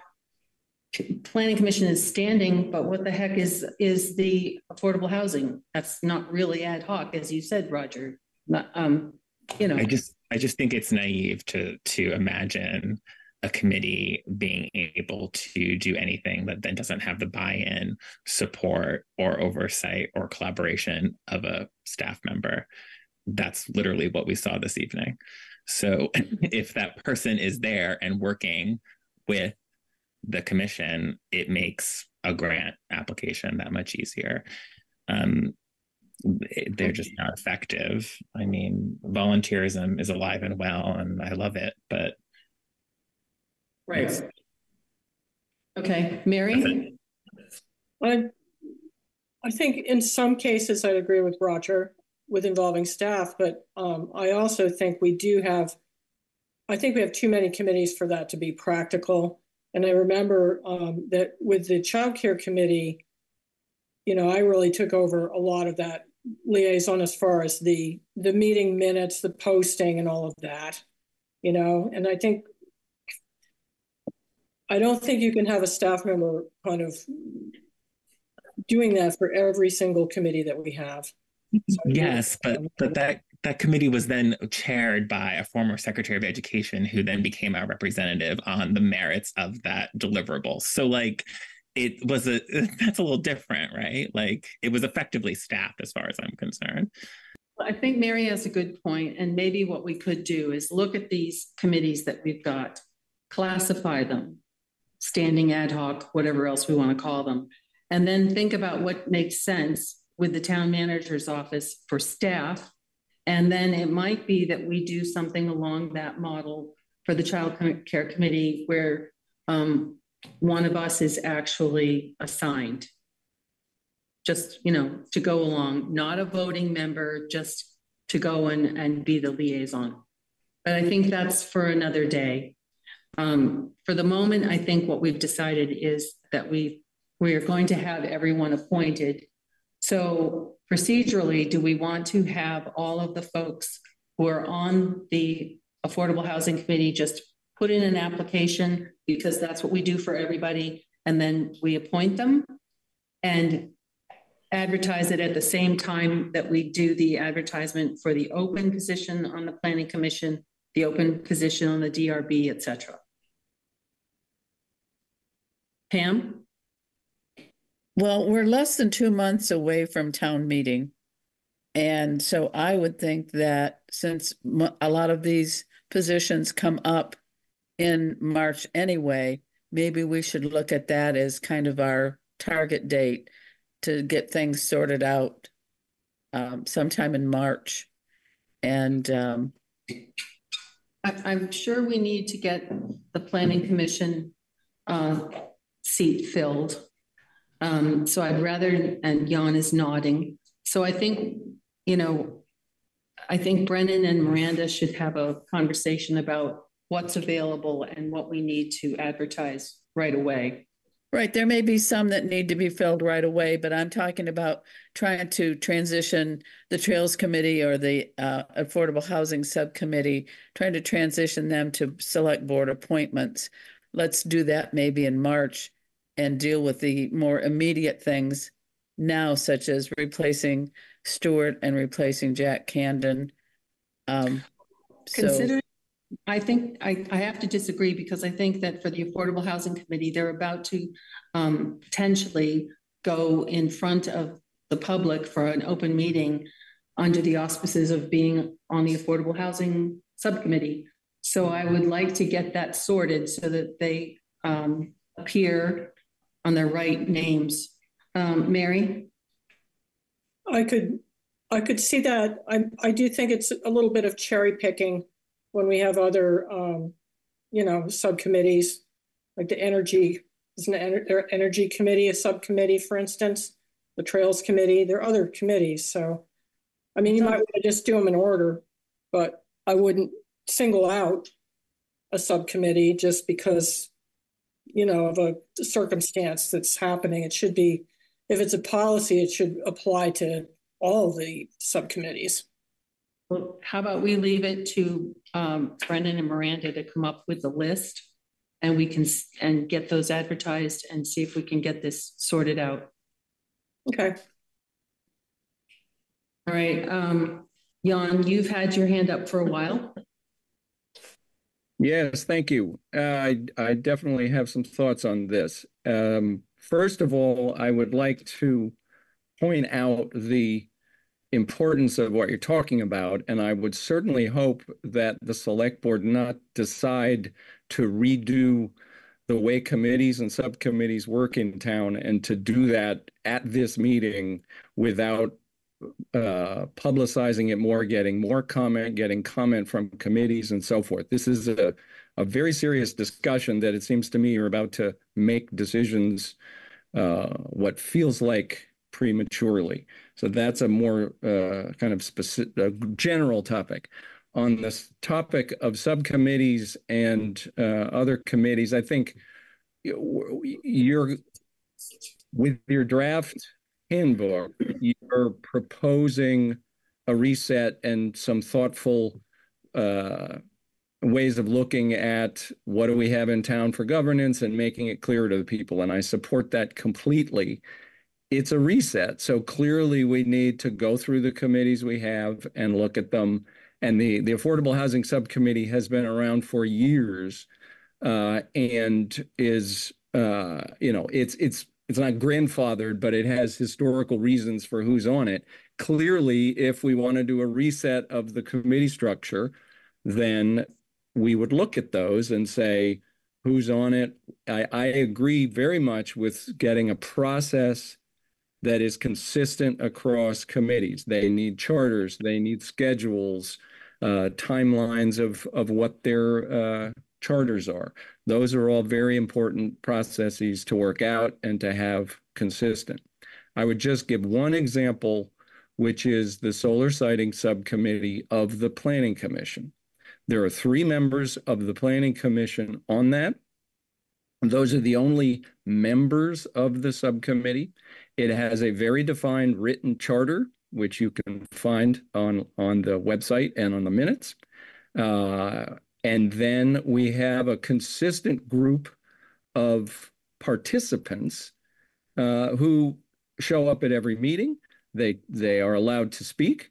They participate, whether they're members or simply informal participants doesn't matter. They're very active, useful members of the conversation. We're talking about getting the public to participate, and requiring everyone who's participating to be appointed by the select board is not a recipe for participation.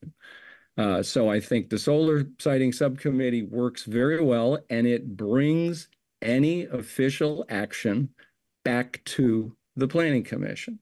And then the planning commission. So if we're going to do, we are now working on an enhanced energy plan that would come from subcommittee with its broad participation back to the planning commission and then be submitted to the select board.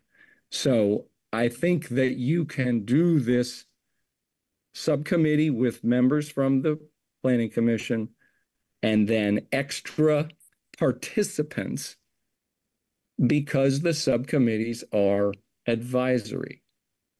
And so in closing, I would also point out very strongly that when you look at your committees and commissions, the planning commission is not simply a standing committee of the select board. It has statutory responsibility from independent state law. And so and that's not the same for a trails committee or a affordable housing subcommittee, but your council will tell you the planning commission has independent responsibilities and also independent abilities to have committees to do its work. So I think those things have to be looked at. Thanks, Jan. That's what we've put, well, what I put in my latest handbook draft. There's statutory requirements under every particular committee. I just haven't finished it yet, but I am well aware of statutory requirements for committees who have them and aware of committees who don't have them. In terms of participation, I don't think anybody here tonight has suggested remotely that we don't want people to participate. But when you're listing yourself as a member of a committee that, you know, the select board has never appointed that person, I think that's a different issue. So the select board is going to continue talking about this. Nothing's being decided tonight other than the fact that we have all agreed that we do have to be involved in appointing the people who are on committees, and that we're going to look very carefully about how committees are characterized and that they have charters and we know what they're doing. The whole point of this is to understand what's going on in our town, not only as this governing body, but also for the people in town, so that we're not wasting time, wasting resources, and everybody is working cohesively. And to that end, I would commend you for all of the work that you're doing. I think you've really dove into the work that needs to be done. And, you know, it looks like you're really doing a good job. We just want to make sure that as this blossoms, we as the governing body of this town know what's happening and we're watching, so that we're not having violations of open meeting law and everybody understands how to comply. So thank you very much. Peter Orner, I've seen your hand for a while. Thank you, Marcia. I just wanted to echo Jan's point. The tenor of this conversation is absolutely not encouraging participation. I think you can also see how many people are on this call.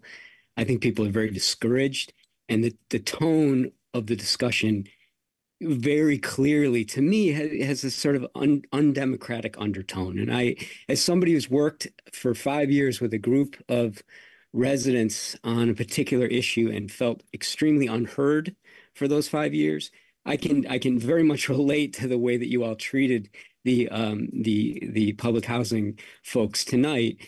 Even if you don't agree with what they're doing, or even if you think that there's some problems with what they're doing, I think you could have done a lot more encouraging, like Marcia, you just did, a lot earlier in the evening. And that's just my point. And I appreciate what you all do. I know it's not easy, but I think you really should be careful. I know, Marcia, you in particular really encourage participation, but a lot of the comments tonight absolutely went against that. So Just want to say that. Thank you, guys. You're welcome. We are encouraging participation. We just want it to be orderly. And this handbook is only an attempt to try and put some order on what's going on in town because so many people just don't know. So that's what's going on. And in terms of your concerns, I think, you know, we still have, I think we need to get our hands around where we have actually been, what resources have actually been put towards this, the report that exists, and where we want to go next.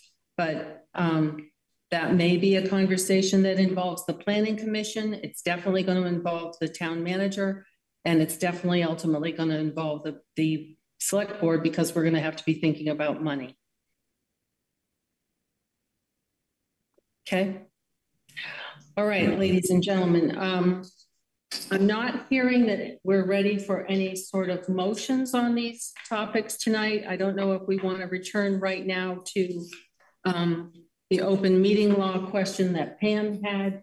Essentially, Pam, this draft language that I put in the document is not cut in stone, as I said, because we are expecting to have guidance from our council. And again, this is simply because there are gaps in the law. And when those gaps exist, we need to be concerted about how we act. And that's every committee, every group, every board that we've got in this town. And so this was only the first attempt to say, everybody's got to follow the open meeting law as it exists. There is an agreement to how we handle the gaps where the law is not clear and it is open to interpretation. And that information is going to be coming from town council. So this was just a shot over the bow to let everybody know you're all subject to the open meeting law. And then, you know, to be continued. So I'm not hearing any need at this. Mary, do you want to say something? Yes, I do think that in the future, if we revisit this topic, that Pam had a very valid question. I mean, and she called it enforcement, but you know, maybe that's not a friendly word, but how do we know that everyone understands and is complying? So I'm not saying we've figured out tonight, but I think that is, I agree with Pam that that's a very important question.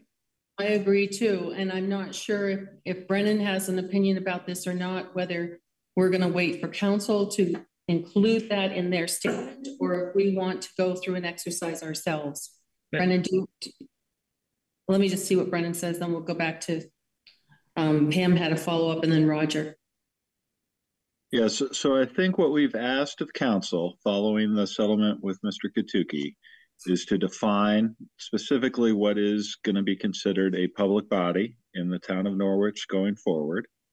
And then to create and this might be, it's just going to get lifted from the Secretary of State's office, what are the obligations of the open meeting law and convening meetings and minutes and all the pieces that go along with that. And then, you know, my hope would be as we further define who these committees are, that there would be at least one person chairing the committee and that we would at least make sure that they were very aware through reading the directives from council as to what was required. And, you know, will something potentially slip through that is out of compliance? I'm sure it will, but I think that's the best we can possibly do at this point to make it known. Here's what you need to do as part of a public body and a committee, commission, or board in the town of Norwich. And from there, trust that we'll have competent people in those positions that will adhere to that.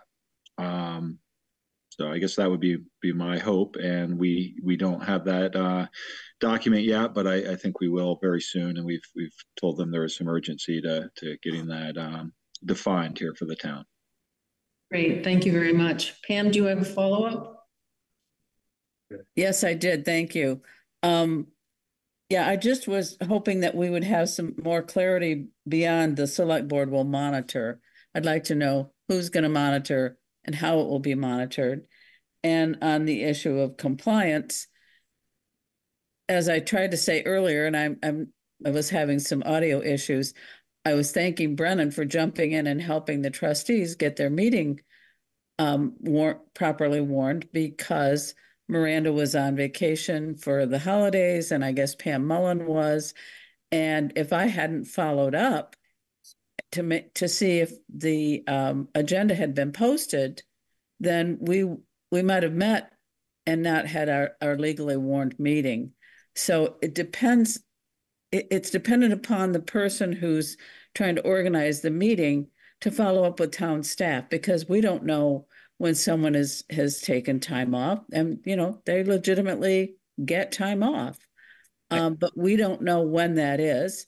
And so if I just throw it over the wall and say, here, Miranda or Pam or whoever, post this for me, and they're not there, and I don't follow up, then we're not legally warned and we shouldn't be meeting. And the same is true with the minutes. I have seen cases where committees have sent minutes to the town manager's office. They were missed. They didn't get posted on time. And so they were not in compliance. So my question is, how do we thread that needle? Right. So my comment is, so I would say, like, I'm this close to wholeheartedly agreeing with Pam. The linchpin is staff. Like, the committees can't do their business without the commitment and dedication of staff. And we have brilliant affordable housing advocates, but we can still not manage a grant if we don't have a planner. We have democratically informed citizen groups who want to see sidewalks, but we can't get it through without staff. And so for me, like, we can create a handbook, but we really have to imagine as a board ways to say, no, this town value, the work of this commission can't happen because we don't have the staff resources, or, hey, here is what we're going to do differently amongst our staffing to make sure that the work that you create in your groups is manifested. Like, I really believe that. That's what I heard today. My reticence was because I was concerned that we didn't have the capacity as a town, and that we would lose or become discouraged in this process for finding housing.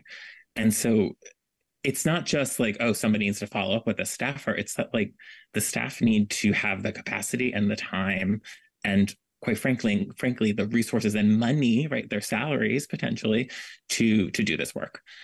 And that's just what it is. So this plan, this handbook, needs to be imagined on how these committees are going to interact with staff. And quite frankly, like, you should be writing a handbook for how appropriately and kindly to interact with staff as well, right? It's not, you just don't send an email and say, like, did you post my thing? It's just like, hello, dear staff point person, like, are you able to post this thing? And like, so again, my lawn and we can't accomplish anything in this town if we don't figure out how these bodies are going to interact with our staff in a meaningful way. That's just it. Point taken. Pam, is your hand just stuck up, or it's down? Okay, good. All right. That's a lot, ladies and gentlemen, and I have some more ideas for the handbook based on all of this, and we'll keep plugging away. Meanwhile, Brennan hopefully is advertising for another person in his office. Marcia, can I just ask one question? Yes, you may, Jan. I would just like, and I'm sure other commissions and committees would like an outline of your timetable for the handbook. So are you asking other groups formally for input? If so, when do you want the responses back? And what's the schedule for bringing this together, the handbook itself? Well, basically, I was doing this the hard way. I was, as usual, I was getting stuff from the web and, whatever I picked up from minutes and that sort of thing. So I hadn't wanted to yet ask people for more because I wanted to have a start that I could share with people and say, this is what I've got. Would you all like to please look at this and get it back to me by such and such a date? But I don't think it's fair to just say, so tell me about yourself. I wanted to have something in writing, and that's what I'm trying to do. I think I'm fairly close, but I've got some things that, that were brought up tonight that I think would be helpful. When I show this to the board again and they say, yeah, it looks like it's ready for prime time, I can then ask if they're willing to send it out to the various groups. And then at that time, we'll set up a timeline.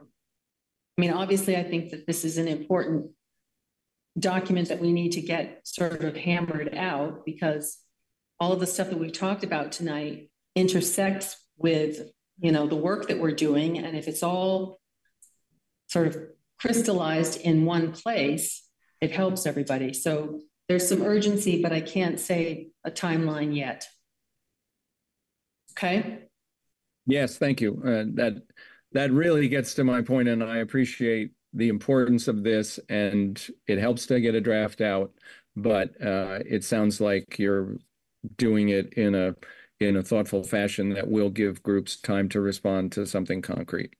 Absolutely. And the other thing is, because of open meeting law, we're not doing this. We're not making the sausage off in a room by ourselves.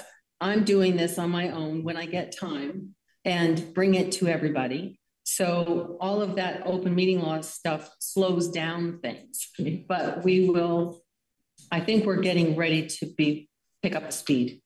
Okay, if I could comment, Priscilla, this is such a tremendous amount of work, which apparently you have done by yourself. And it was illuminating to me because I've never seen it all organized and put together in such a consistent format. And that's really helpful. Good. It's a start. Thank you. Thank you. Well, you're going to have an opportunity to critique. I don't know if I want to work that hard. But all right. So we're now, I believe, at number 9, which is 8, preparation for public meetings. So for this, and this is about use of the surplus funds that were not previously budgeted, but which we have. As you know, we have 2 public meetings planned: Wednesday, January 17 at 6:30 and Saturday, January 20 at 2 p.m. both here in the Tracy Hall meeting room. The purpose of the public meetings is to hear the voters' preference for how we will use our surplus funds. To that end, I've enclosed 2 documents with the packet tonight to assist our discussion. One is a draft agenda for January 17, and the other is the items or projects that we discussed at our last select board meeting for possible use of that surplus money. I included this only to remind us what we discussed and to serve again as a jumping off point for decisions tonight. You will remember that we had agreed to go to the public meetings with our proposed ideas for use of the surplus money, and our ideas may or may not become warrant articles because we're going to listen to the public ideas and make a final decision on January 24th at our select board meeting.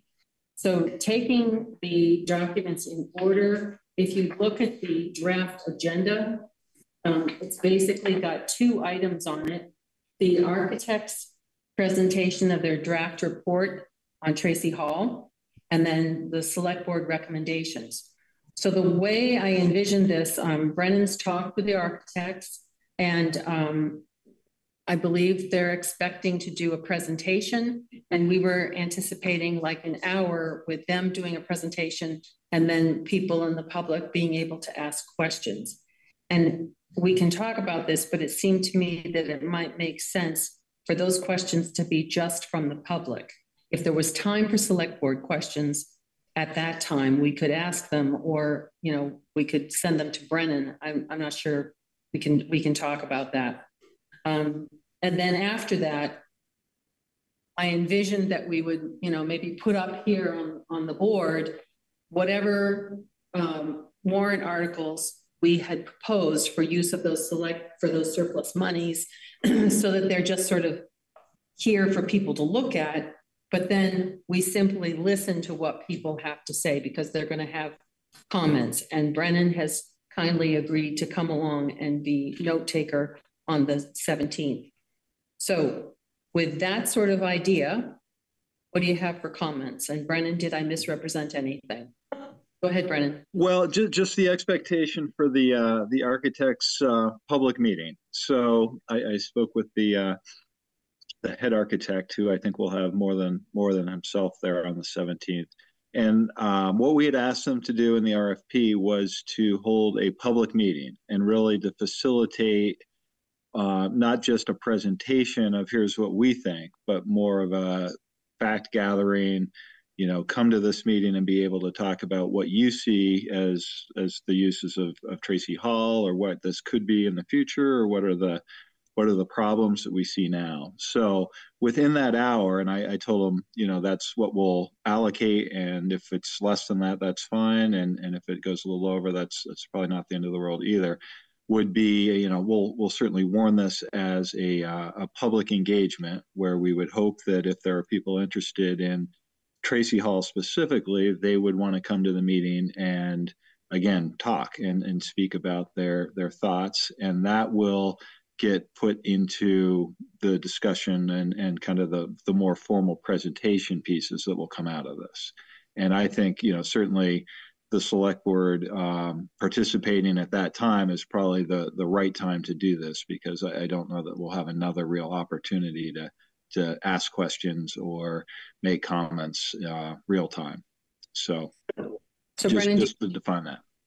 Do you think an hour for all of that is enough? I don't know how much public participation we may have. I think we should put an hour on the agenda, and again, if it's a little less or a little more, we'll have some wiggle room there. But I tend to think an hour is probably going to be fine. Okay. So I'm a little confused. Can I ask some questions? Yeah. So there's one of the deliverables, or one of the things that the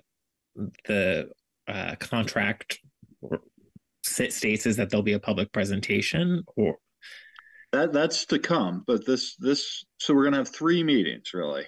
They've come to Tracy Hall, they've interviewed staff, they've toured the facility, they've taken the diagrams, and they're working on kind of creating some electronic deliverables there. Also, they were going to have a public meeting, which I think we all agreed to was when the general public, not affiliated with Tracy Hall, would come in and say, this is our building, this is our town hall, this is what we'd like to see or what we don't want to see. And that's what we're doing on the 17th. And then there will be a final, once everything has been compiled and more work has been done, there will be a kind of a presentation of here's what we think could be the plan. And that will be, again, some discussion around, does that make sense or not? So I guess my confusion, so these meetings, which are part of that work, are being discussed also as part of the surplus and potential warrant to use the surplus, or this is a standalone. We had a meeting on the 17th. This is talking about Tracy Hall. The warrant piece is standalone, although we're aware that Tracy Hall and investment may be a part of that. Okay. So there is a benchmark between the two, and they're not mutually exclusive here. Okay. I think I understand. So we're not talking, the question of what should we do with the surplus is not the same as this architectural meeting from the public. It's just, the only reason we're talking about them is because they're both upcoming meetings. It's in the same meeting. So we're going to do both of these. We're going to have 2 agenda items. The first is going to be the discussion of Tracy Hall with our architect. And the second is going to be this discussion of warrants for surplus funding. And that could be a discussion of Tracy Hall, because we're not going to have a final study before the discussion of the warrant needs to go onto the ballot. Does that make sense? It does. I'm confused about the messaging of it. But okay.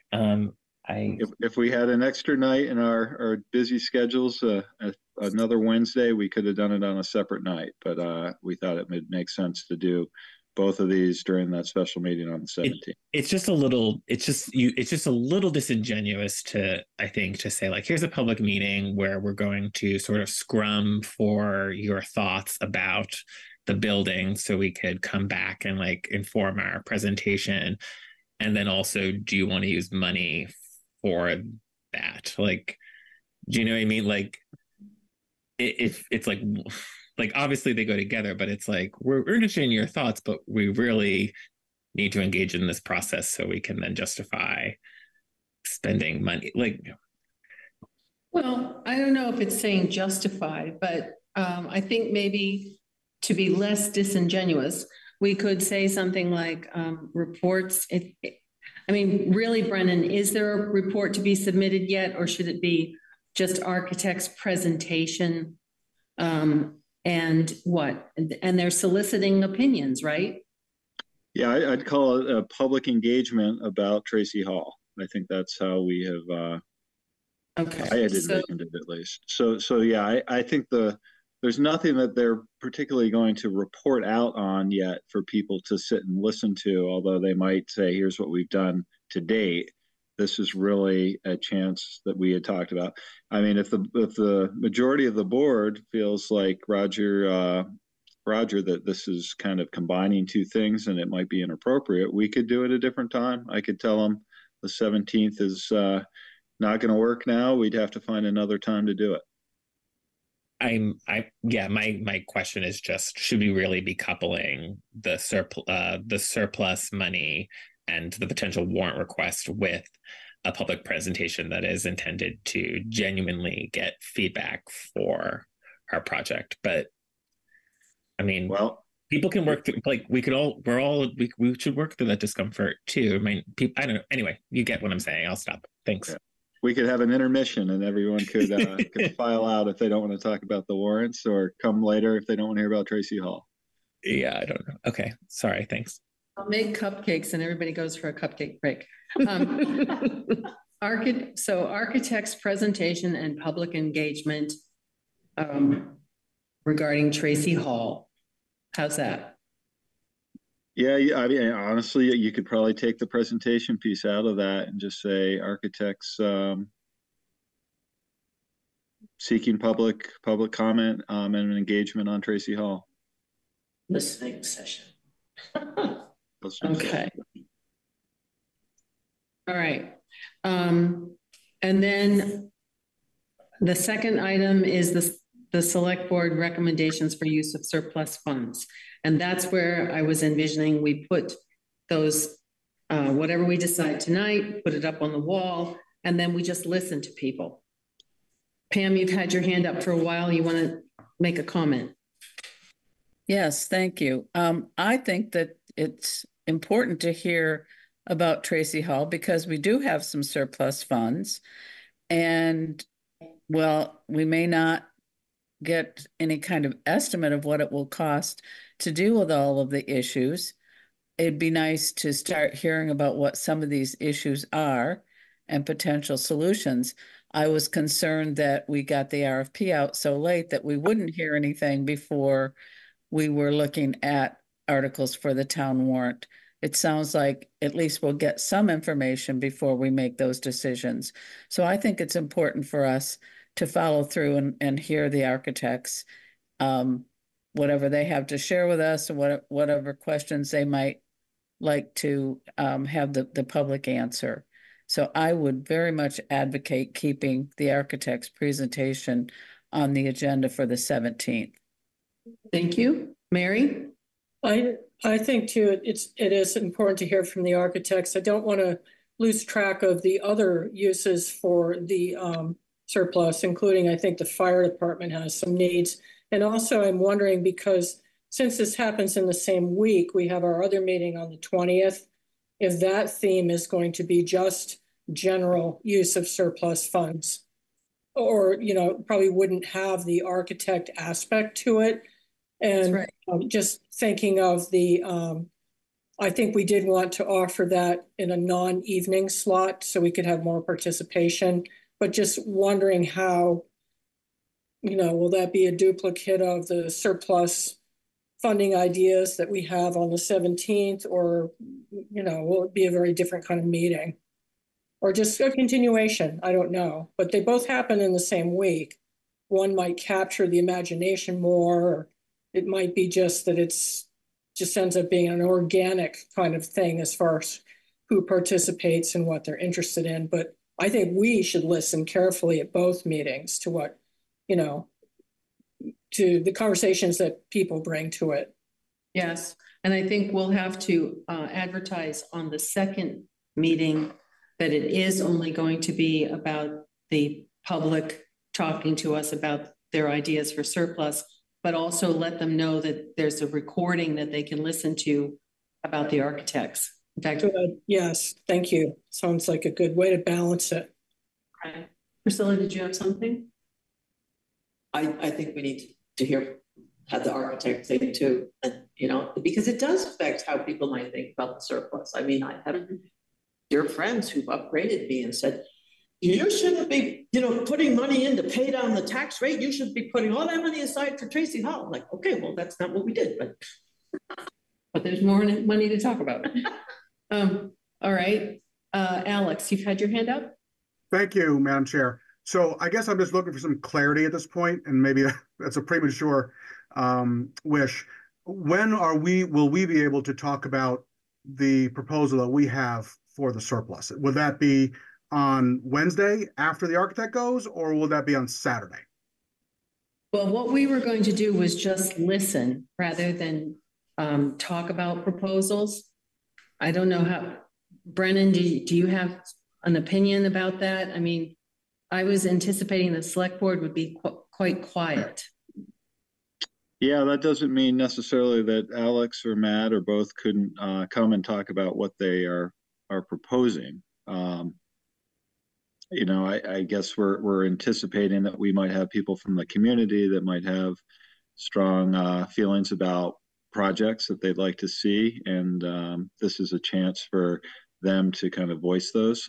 That was the vision that I saw coming out of the select board's discussion, and the opportunity to have two meetings was really just in case people weren't able to get here on Wednesday evening, that they would have a chance on Saturday to come when maybe there's less work conflicts. Yeah, I certainly wouldn't be opposed to having a presentation, but I don't know. What about the rest of you? Mary, your hand was first.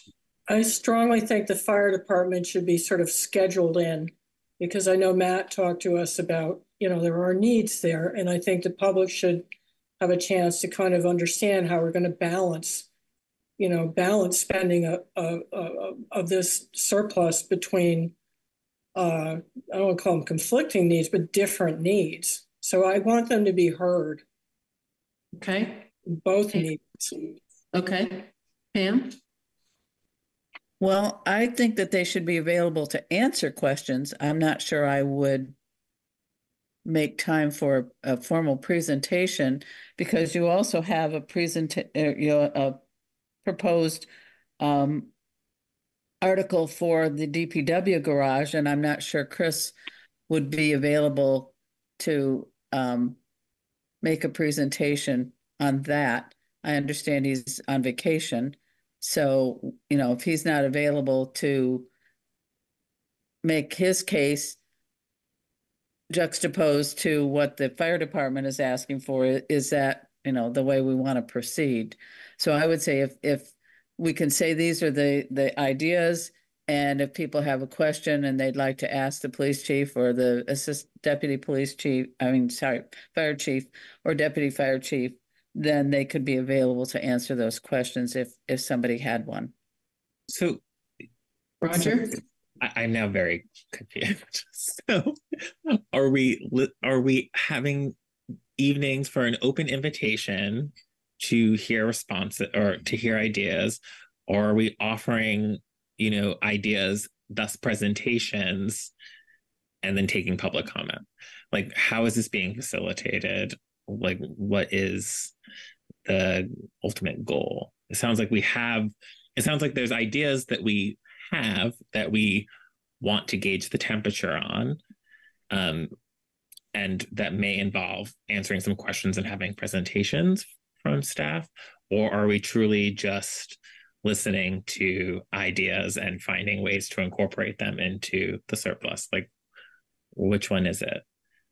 Well, I mean, that's one of the things that we're talking about tonight. Initially, I think Brennan and I had envisioned this as being a listening session. So, you know, we could say the select board has identified these things which we think would be good vehicles for the surplus, but we want to hear from you. Now, I can envision, you know, and frankly, Chief Northern's suggestion makes me sort of think, oh yeah, of course, people could have questions that I wouldn't be able to answer. But I don't know. I said this last time. I think it's going to be really depressing for people to say, like, I would like a sidewalk, or I would want a 5th police officer, when this board is not in a position to provide those things to the community, right? Like, we should listen, but I think there is this sort of tension between you're asking people to share what to share and to make an offering, but there may not be like they might not be materially heard in any way, and so I'm much more in favor of identifying needs and providing information and getting feedback. So I think maybe I'm interested in talking about a couple of different ideas, which is why I was talking about Tracy Hall, whether or not, like, is it part of a deliverable on a project, or are we asking, you know, for them to sort of fund or make a decision around it? So is it a listening session and on things that we are putting for our community, or we're truly doing sort of an open floor thing? And if we're doing an open floor thing, what are the ground rules? What are the norms? What can we say with real teeth that we can deliver on? Otherwise, nobody wants to have a listening session where they're not heard, right? Well, I think it's not so much that we're promising we can deliver on things. It's a matter of saying, we've got this extra money. We could save some of it for the fire department, save some of it for Tracy Hall. You know, where would you like to save some money? It's not that we're saying, you know, it's a measly $1 million or something. That's not going to buy much. So it's, you know what I'm saying? I don't know that. So I'm open to how we do this. I don't want it to be a free for all that everybody leaves feeling dissatisfied. Right. Right. I don't want it to, and I think I'd have to make a statement in the beginning to make it clear, this is not a panacea. We're not going to be able to say we're going to solve maybe even one problem if we put all the money toward it. We don't, Tracy Hall might be more than $1 million, right? But in terms of how you want to allocate the money, what projects or savings accounts do you want to see it go to? Now, to that end, if there are departments who want to say things in their sort of in support that explains why it's important, I'm not sure that I'm against that. What does everybody else think? Priscilla? My assumption was always that we would at least briefly say, and maybe even, you know, from what you said, have them up on the wall, you know, like this, so they can look at it, right? Explain why briefly, but basically try to find out from the town, do they think that we as a board are going in the right direction? Are we thinking of things the way they're thinking of them, or have we somehow, you know, maybe somebody will say, you're just listening to department heads and you're not listening to townspeople. And there is perhaps a disconnect there. I hope not, but there could be. And we need to find out, you know, kind of how we're doing, you know, and make it clear to them that we're not saying we're going to give you everything you want, and you realize that we're not saying we can give you anything at all. In particular, we're here to listen to you because we want to find out, are we thinking about things correctly? Is our emphasis, does it need to shift a little bit? You know, we lost the plot. Yeah, or have we lost you guys? Have we gotten so busy with running the town that you guys are sort of out there saying, well, this isn't what I want. Pam, do you have a follow-up? Yeah, I just want to kind of add to what Priscilla just said. Maybe what we need to do is say, here are some ideas. If you agree with them, how would you prioritize them? Would you put Tracy Hall at the top of the list, at the bottom of the list, in the middle? You know, how would you prioritize where this money will go? Because as you said, Marcia, it's $1 million and it's not going to solve all the problems that we have, but we have to recognize that this is the money that belongs to the taxpayers of this town. And we need to hear from them how they might like to see us prioritize the needs that are identified. Thank you. So, Brennan, Roger, do you have a follow? So it's clear. So what I'm hearing is that we're going to be presenting a set of ideas that we would like people to discuss and hear feedback on, potentially prioritize. So like what the surplus conversation is, we are leading with the ideas. What I had done simply was on this. I saw that, yeah. Okay. Just basically say, this is what we talked about before. Do we want to put big posters up here and say, you know, these are the things that the select board thinks merits use of this surplus? Go ahead and talk to us about what you think, right? Now, to some extent, that's a little bit open-ended, but it could be prefaced by, we can't solve all of the problems. We can't say, you know, we can build a sidewalk around the whole town, or we, you know, because that's not something that the select board can do on its own, and not with $1 million. But we have this money. And I don't know that we want to say prioritize it or not. I think what we're looking for is a sense. Brennan, can you help me out here? What are you thinking?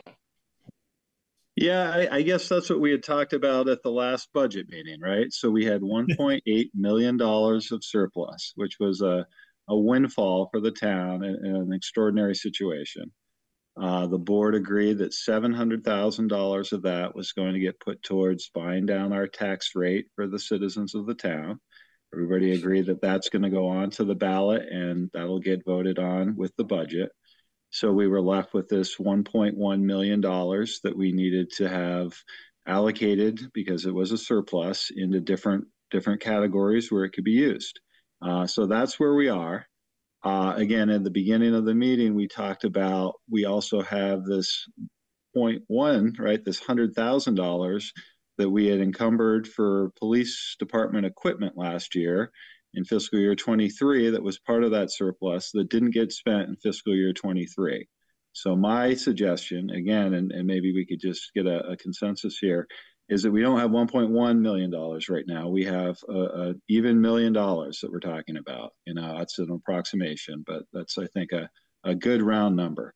And in that $1 million, we have a bunch of competing ideas for the use of the funds. And so we, as the administrators of the town, are going to give the taxpayers whose money this is a chance to talk about what they think a good uses would be. And the select board, to help facilitate that, is going to come up with a number of ideas that came out of that meeting a month ago that we all thought were appropriate uses. And one of those might be the fire department equipment. One of those might be the DPW facility improvements. One of those might be Tracy Hall. You know, those are the three that are popping into my head. And from these two public listening meetings, we're going to come back on the 24th and be able to say, here's what we heard. You know, this isn't going to be perfect and it's not going to make everybody happy, but this is what we're going to put onto the ballot in a warrant for people to vote on. Okay. Does that make sense? Yeah, this is great. I have a clear sense of how this is going to be facilitated. And I have a clear sense of that these are now the ideas that were presented in the packet are going to be in turn presented. And so, yes, I welcome information and a presentation on one of those ideas from staff. And I think actually maybe all of the ideas should have like a little bit of mini intro, like the idea that they'll be all around the room. People can walk around, you can convene them, you can open the floor. So this is wonderful. So it's clear to me. So thanks. It's clear to me now. So thank you, Marcia and Brennan. It took a long time for me to figure out how this is working. I feel good. Was that, again, did everybody else on the board kind of think along those same lines? Because if we're off the mark here, let's talk about it. But that was the original thought that I had, and Marcia had. We have to be open to the possibility that we can say, we as a board, being more intimately involved than most of you with, what the town's needs are. We think this would be a good idea, but it may come out that people say, you haven't done anything about that sidewalk. You haven't done anything about an additional police officer. We would really rather see those funds go there. In which case, I don't know, maybe we say to them, I don't know, maybe the timing doesn't work. Draw an article. I don't know. Well, those things may not have gone. I mean, that could happen. Yeah. It could happen. Brennan will take notes and we will digest all of this information from the 17th and the 20th. And then we get to make the awful decision. And we get to think personally, because we can't talk to each other between meetings, think about what we heard at the first one, and a few days later, having mulled it, go into the second one and listen some more. Right. So, Roger, Roger, did you say that you thought little presentations would be good? I did, especially because it's clear to me that we're going to be presenting some ideas, and so people need some more info before they can feel like they can react or comment. So, yes. And do you feel presentations are good? Yes, keep them short. Okay, Mary. I think yes, but keep them mini. Pam? I would say maybe 5 minutes. And like I said earlier, in fairness, I'd like to have the DPW on hand to support their request. Well, we have their supervisor, and if they want to, they can put it through the supervisor. Okay. All right, so we have a consensus. So there'll be a time for you folks in the departments to do what you want, but please keep it brief. Matt, did you want to add something? Your hand's been up a while. Oh, yeah, sorry, but actually you just concluded essentially my question. So we will do just a super brief presentation, and that will let people, be a little bit more informed if you were querying them for sort of like ranking priorities, or at least in the same way that a Tracy Hall presentation before this, gives plenty of information to people about, why the priorities of Tracy Hall are important. The other departments or people will be able to give information about essentially, why they think that their priorities are also important. And I just wanted to mention that at least speaking from the fire department, the $300,000 that we were talking about actually makes a really significant difference in our capital planning for apparatus in the next 10 years. And I would guess that at least that the 200,000 for public works, for culverts and everything, would also jump them forward in a significant jump at a time where, the environment's changing pretty quickly, and there should be a priority to appropriately change out culverts and all of that. So, so even though like $1 million in the scope of a huge redo project for Tracy Hall might be a smaller amount, to like a less significant amount, I think in some of the other instances, like for fire and public works, even the $200,000 or $300,000, will actually make a very significant difference. And that's an awesome opportunity. That is the super upside of having this problem, which is that the select board has this great opportunity to really reset some things in a good way. Mm-hmm. And maybe, I think it was Roger who suggested it, but maybe we could figure out on the day, you could have a little, sidebar place where you could be talking to anybody who had additional questions after your presentation, so that we could, if you just hang around That'd be great. Okay. All right, so now I think we should get to the meat, which is the 5 items that I had captured from the minutes. Marcia, there's 4. This one was a repeat. Well, I thought so too, except that I had seen a little note about solar panels that you and Pam had mentioned in regard to Tracy Hall. And I didn't know if that should be just like somehow captured separately or it all just lumps into Tracy Hall. So let's start with the first one. And also I want to know if people have changed their minds and they think of something else that they want to put money towards. So the first one was the fire apparatus fund 6. That's the $300,000. I assume we want to keep that one in as an option? Yes. I mean, it assumes that the town of Norwich is satisfied with all of the current fire apparatus.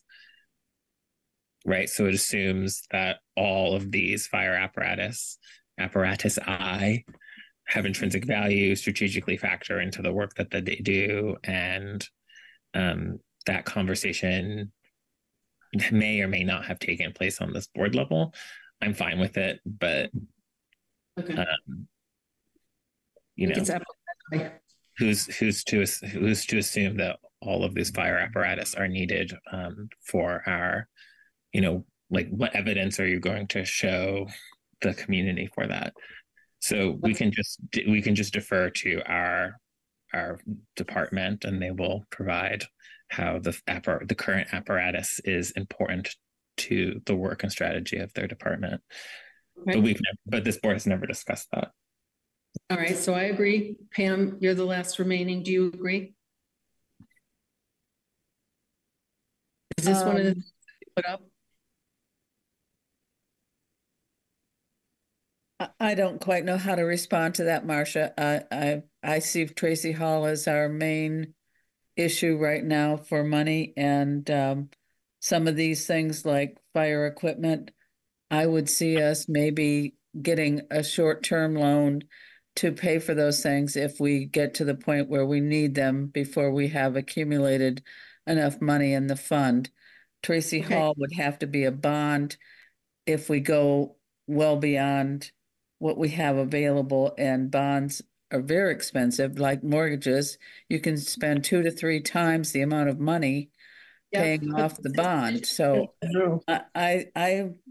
I'm on the fence on some of these things. I'm just Pam, hold on. I'm not asking you for a decision. I'm asking you, we need to put some things up on the board to just say to people, these are the things that the board thinks might be reasonable. So 4 of us think that this is one of those. Do you want that up on the board or not? I mean, we've got a majority, but I'm just trying to capture.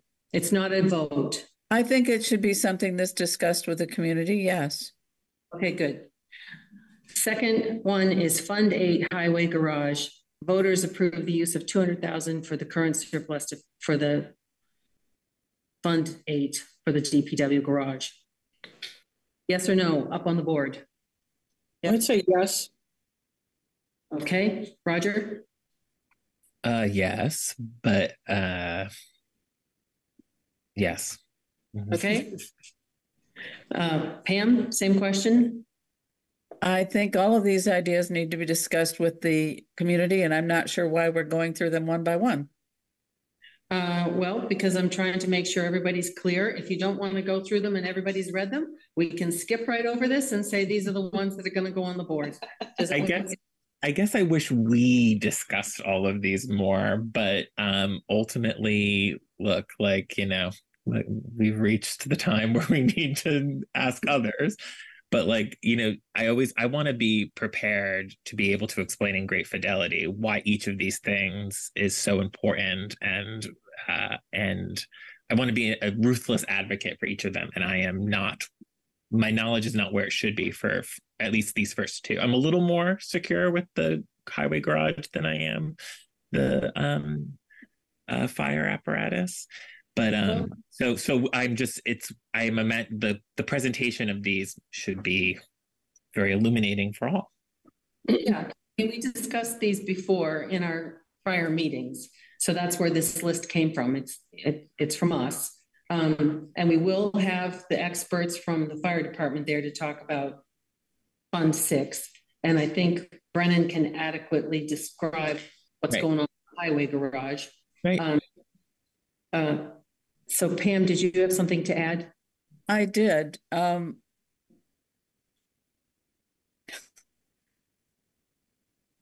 of the problem is that we didn't really have a in-depth discussion of the capital plan through the budgeting process. It keeps getting kind of, brushed aside. We kind of touch on it. We didn't really adopt a new capital plan. We're supposed to go through this every year, update it, and adopt the capital plan for the next 5 years. So in absence of that, we got these suggestions from the staff. These are not board priorities. These are staff priorities that came to us through the budget process. So in lacking a capital plan that this board has thoroughly discussed and has adopted, I think we're just flying by the seat of our pants here.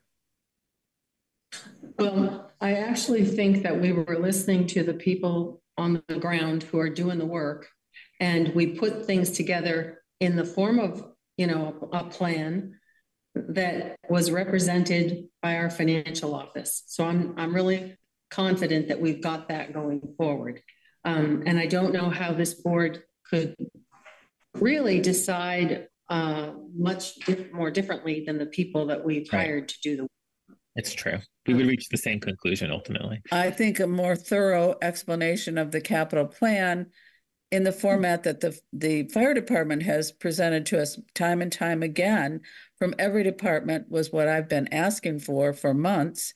And we didn't get that. We didn't have a thorough discussion. And so I don't really feel like we have a roadmap. I know I don't feel like I have a roadmap.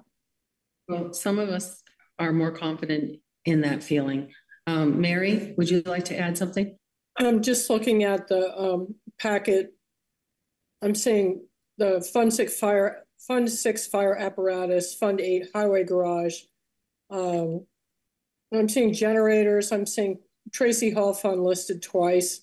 I'm hearing that, and remembering that we did have some mention of culverts. So I just want to know, I think you mentioned 5 items on this list, Marcia.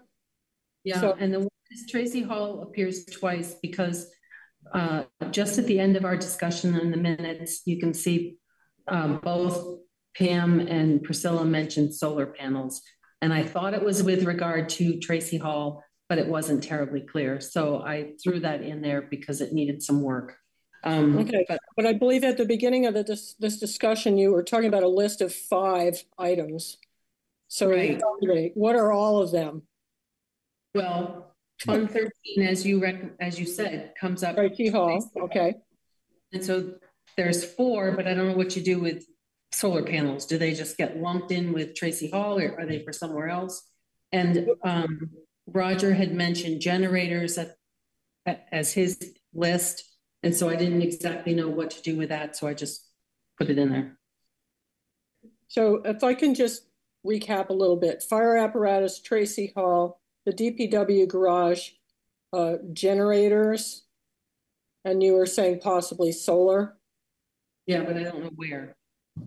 That might be part of the highway garage, perhaps, I don't know. And then there's culverts, right?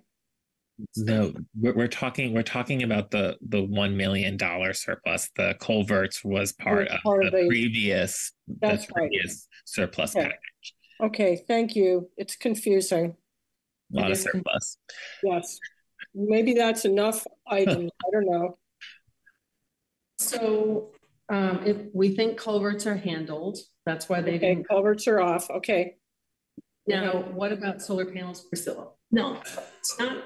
Actually, I was thinking, going back to Mary's idea of build a pole barn with solar panels at the highway department, but I would think Fund 13, Tracy Hall, wouldn't that be based on, instead of this stuff, wouldn't that be based on what we decide to do after the architects have finished giving us some ideas about what should be done. I don't know why we're saying, well, we think should be done, having not heard from the architects. Yeah, it's a savings, it's a savings account, and this says for improvements. Yeah, well, why don't we just keep it that vague? All right, you know, so put that towards Tracy Hall. Yeah. We don't know what's happening. I mean, it should be there once, but so let's scratch off. Well, this was like a way for me to keep. I appreciate it.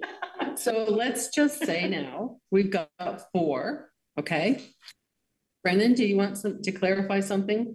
I was just going to say, I think we're in the same position with the DPW garage, really. I mean, there's not a lot of specificity we're going to have until we have someone come in there and really look at this and come up with numbers. So, you know, we're going to try to do a quick presentation, but I don't know what people are anticipating for some of these. I think the fire department is different because they're going to have a lot of detail and it's very well thought out. But some of this is really just, we want to sock away some funds so that when we're ready to move on any of these, we have them and make a decision about where that million gets split in that way.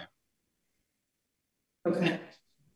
So Pam, do you have one last comment on this?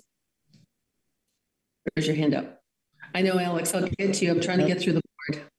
I wanted to give some clarification on the solar panels.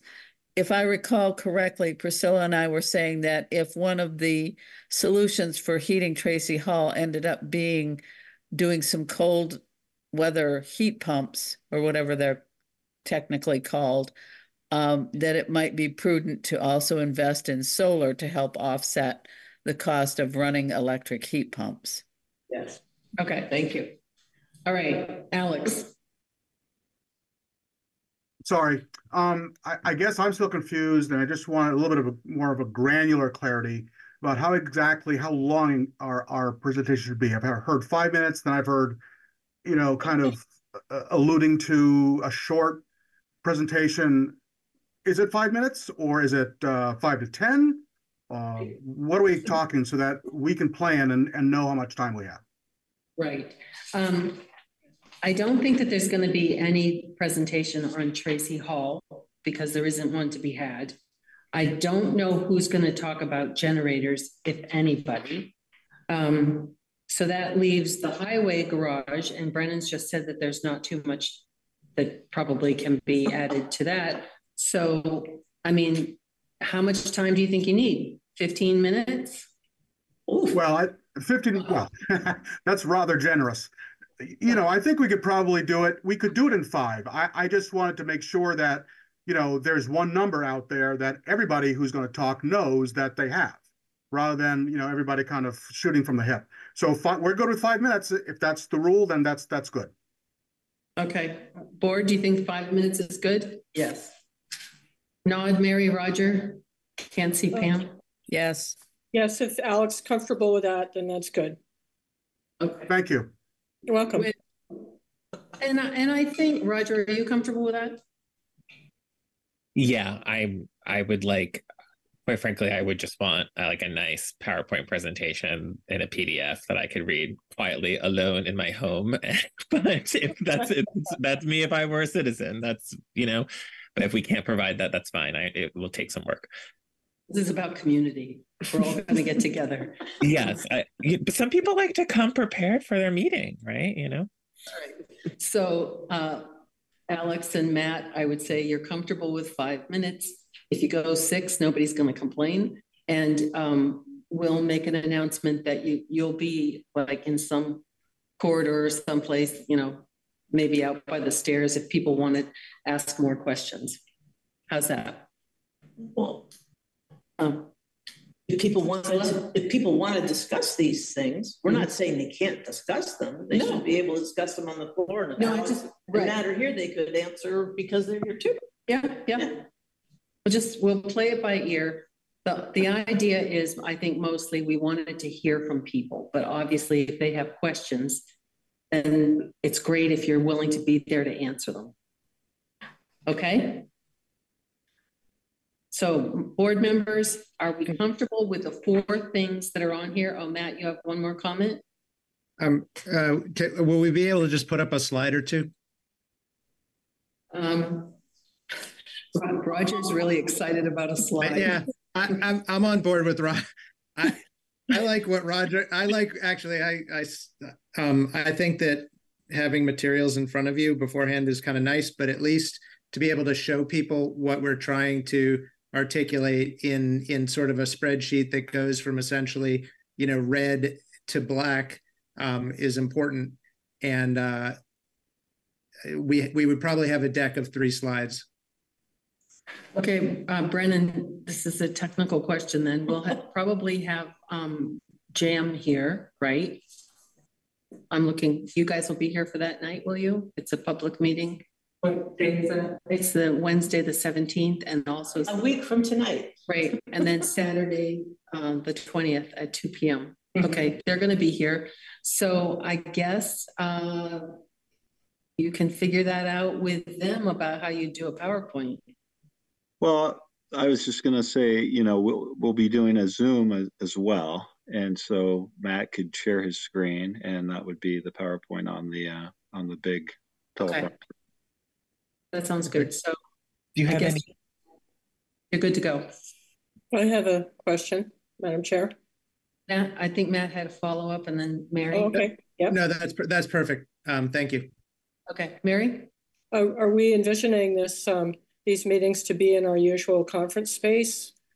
Like that, probably as far as who would show up, that it's not going to be an enormous amount of people, probably fit in, where you all are at, right? That's what I was thinking. Okay. I mean, I've been here when it was, packed. Fairly packed. Yeah. I know, it's just, it's like planning a party. Like where the seat's going to be and where's the Zoom going to be and all that, so. Right. Well, I'll leave that to Brennan and Jam to figure out. How's that? Oh boy. Okay. All right. So we're good with item 8. Now, are we good to move on to number 9, which is preparation for warrant articles? Mary? Probably not, but yeah, we have to get it done. Oh, yeah. Okay, for this agenda item, I pulled out Joyce's proposed warrant articles from one of her last PowerPoint presentations, and I asked Brennan and Miranda to include Joyce's draft fund account glossary, which is my new favorite thing. And because it lists every fund with corresponding purpose and source of fund if she could find it. And it's helpful because on page 34, which is page 90 of the packet, she's recommending some housekeeping articles, which you can read and compare with the language in the glossary. So on this slide, 36 or 35, sorry, 34, I believe what she's recommending is changing the purpose language for funds 10, 16, and 25 so that they're more clear, and closing funds 47 and 49 as they are no longer necessary or appropriate. So yes, Roger? So I asked this to Joyce, and so I assume she looked into it, but I think VLCT recommends not zero, like they say to zero it out, but they don't say to close it. So this has us closing it, right? So that doesn't really matter because this is all going to go to council anyway, right? So it's fine. Well, that's a good point. Is it going to go to council? It should. It really should, I think. Okay. Brennan, is that something that you're familiar with, the answer that Joyce came up with about closing versus zeroing?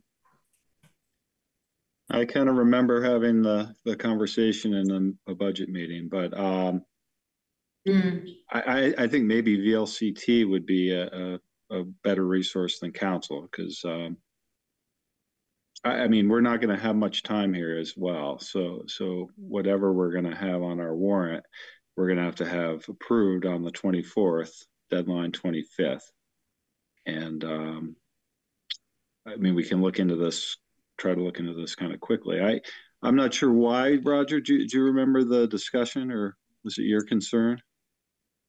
I know, I remember that the recommendation was to zero it out but not close it, and I assumed that was for best practice that I am not aware of.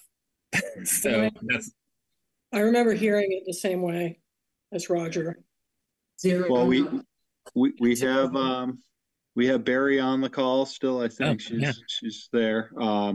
We could certainly ask her to kind of look into that and make sure that we're doing that appropriately. I would think if it was something that could come back at some point, you certainly wouldn't want to close it out because you'd have to rebirth it. But if it's just something, and I can't remember exactly what those two were, if they're never ever going to reoccur, I'm not sure why we wouldn't just get rid of them. Okay, so Barry and you will look into those on page 34. The current unless Barry knows something right off the top of her head that she wants to share, but I don't really remember the exact articles.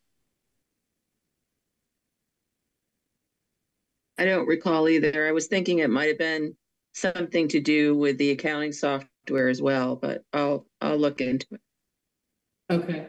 Yeah, I'm not insisting on that, by the way. I'm just whatever you want to do. Well, we should do the right thing, whatever it is. So we'll hold off on this, and shall we all agree that whatever it is that Barry and Brennan find out is what we will do? Either it'll go on the warrant or it won't.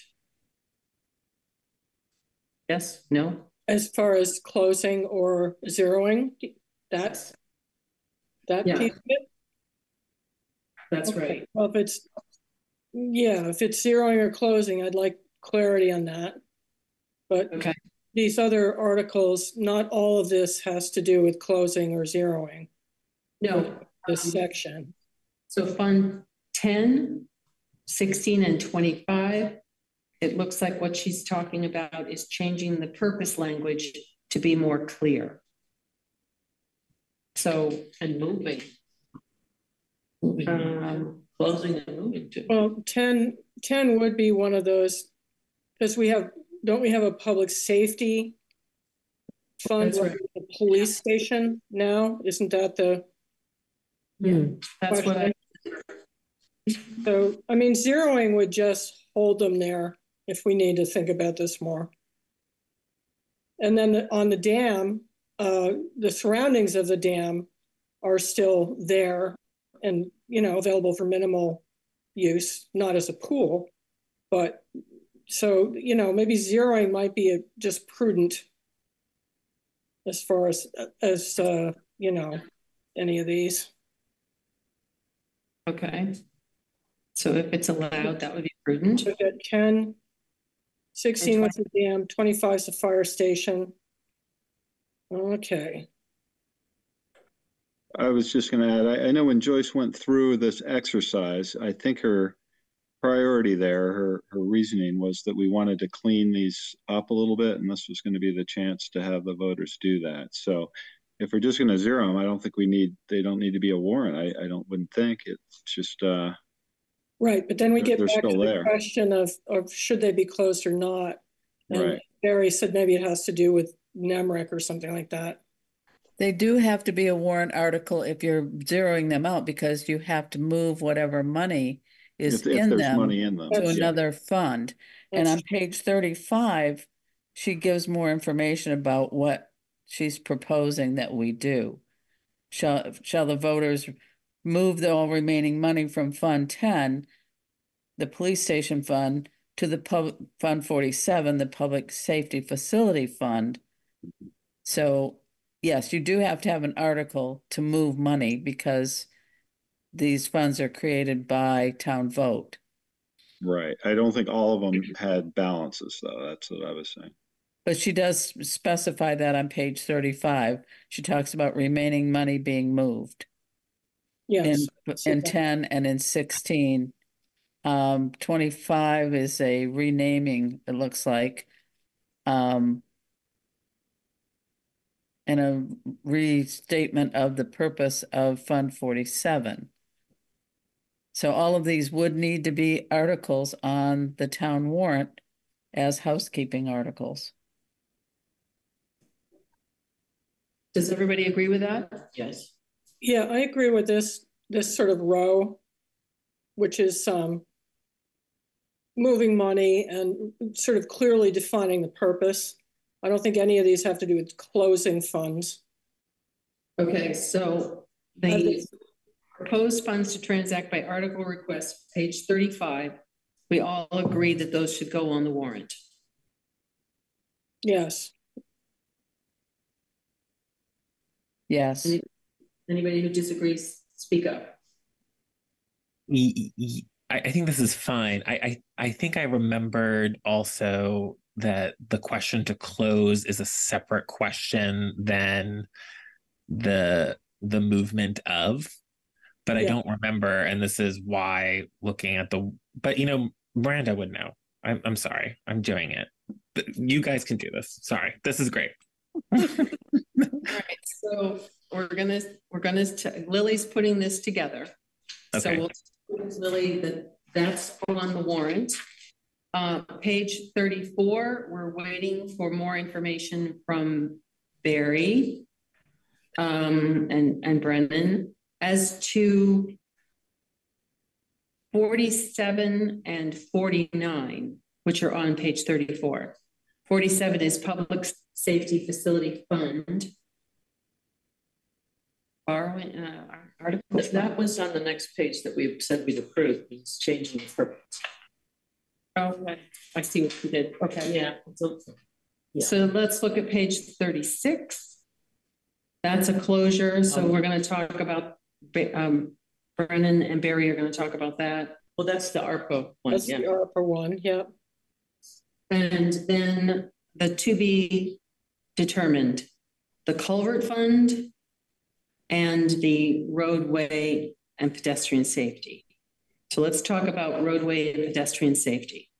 I kind of know where that came out of, unless it was a sock to the people who want a sidewalk or something. No, that was, as I recollect, and Brennan can chime in on this obviously, but I believe that was recommended by Chris so that he could do more work on basically making roads safe. Okay, all those things specified. Is that right, Brennan? Yeah, I think there wasn't a good fit there maybe for some of the projects, and that was the reasoning behind that. Yeah. So how do people feel about that one? Yes or no? I'd say yes to that one. Does it need to be a fund? Why couldn't you just do this in operating? I agree with Roger. Well, if I recall, it was ability to kind of plan, like a capital planning required a fund versus just kind of every year kind of shooting from the hip with what you had. But then every time he wants to spend money, he has to come back to the select board to get that money approved because it's a reserve fund. If it's operating funds and it's under the limits that you can approve, he can go to you and say, I need to, hire somebody to clear these trees or put up this guardrail or whatever, and you can approve it. It's adding a layer of bureaucracy that I don't think we need. Well, and also is a tree a capital asset? Yeah, I think it is actually. They're valuable. Well, yes, we all love trees, but I'm versus a guardrail. Yeah, well. And we're taking down dead trees, Mary. They have no value. Okay, a tree does have value. Clearing trees is not. It's like, what do you call it? Mary, can you shed some light on this? Look into it. Barry, can you save us here? You asking Barry or Mary? Barry. If you can save us, Mary, that's good too. Oh, can't do it. What is the question? I'm sorry. The question, Barry, is about the roadway and pedestrian safety fund to be created potentially. There's a question about why this shouldn't just come out of the operating fund so that you know, there wouldn't be an extra layer of bureaucracy where we, the select board, have to approve every expenditure. So I think the question falls back to why Chris wanted it that way. What was his intent? Was there something that is there a reason why he needed it to be separate? That's what we're trying to discern. And Chris isn't here and Joyce isn't here. And my recollection was it was to allow for long-term planning. So you could be putting money into this over time. Pam has pointed out that yes, but the drawback of that is you have to come back to the select board every time you want to withdraw funds. But that's my recollection. And again, Chris is not here until middle of next week, so maybe we should ask him. Or just delete everything after such as, like, just say, like, it needed to ensure adequate safety for our roadways. It's the examples that give me pause. But you still have to come to the select board for approval for everything. Understood. Let's hear from Chris next week. How's that? Yeah. Mary? Okay, just one more tidbit. Just if when our ash borer tsunami hits, we might want that fund to be large. So maybe the intent is to sort of seed it with 10,000, but then try to build it up in case we have to suddenly, you know, really deal with a lot of trees all at once. But I agree that talking to Chris would be the best. Yeah. We have an ash borer fund. I had actually suggested that's true about moving the ash borer, if that's what, you know, because it did to me seem linkage, but I think we need to go back to Chris. Yeah, good point. Okay. So that's on hold until we hear from Chris. And then the last one is the culverts fund. Shall we approve the creation of that? That one to me makes a lot of sense. Anybody else? I agree. I mean, this wording is wild. The purpose to allocate and track expenses. Shall the voters creation of the culverts fund with the purpose of fixing culverts. Purchase, repair, and replacement of culverts. How's that? I think what Chris was saying was that he wanted to break this away from bridges to have more accountability for culverts. I'm not sure that I would agree that that's a necessity, but it's up to the board whether we want to have that kind of granularity or if we just want culverts and bridges as one category for a reserve fund. Well, I'm convinced that with 1,000 culverts, we need its own savings account. Mary, what's your thought? Yeah, I was also remembering the 1,000 culverts figure, which does not include driveway culverts, and knowing that we just have more water that's flowing through with these, you know, big rain events. So to get kind of a handle on the scale of what's needed, I think Chris is just trying to figure it out.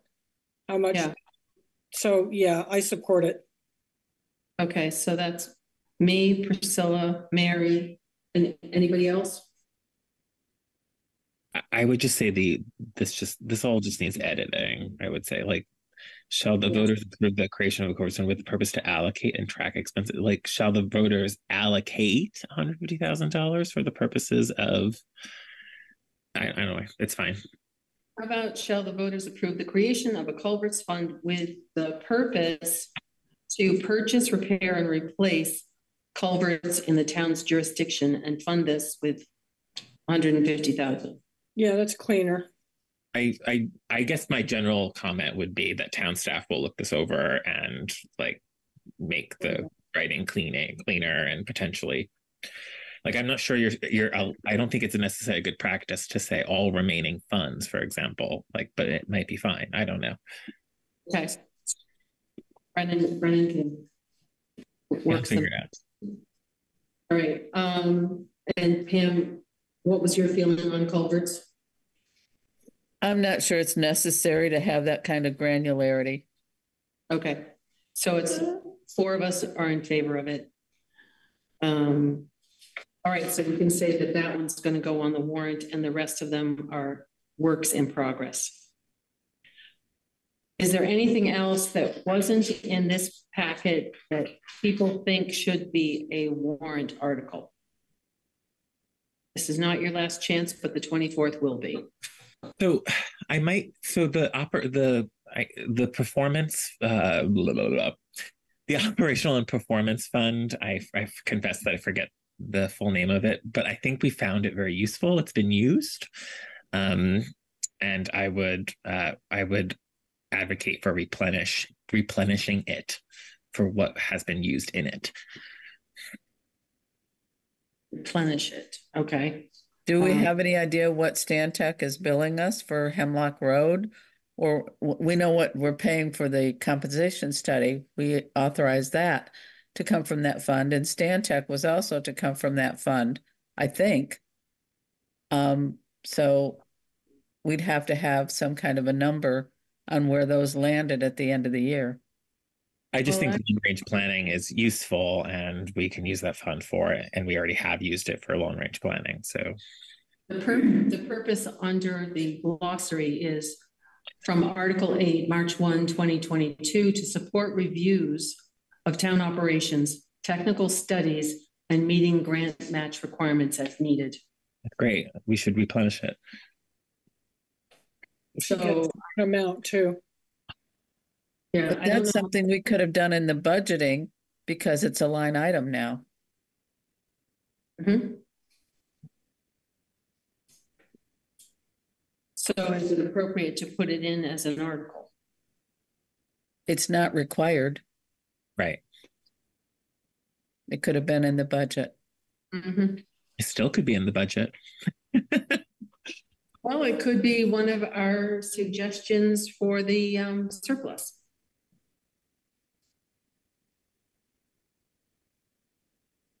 Yeah, that's my pitch.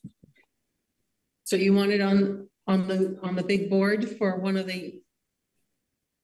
I think it's worth, I think there was a lot of skepticism about whether or not that fund brought value to our town. And I think this past year has proved that it is used and it is of value. And so we should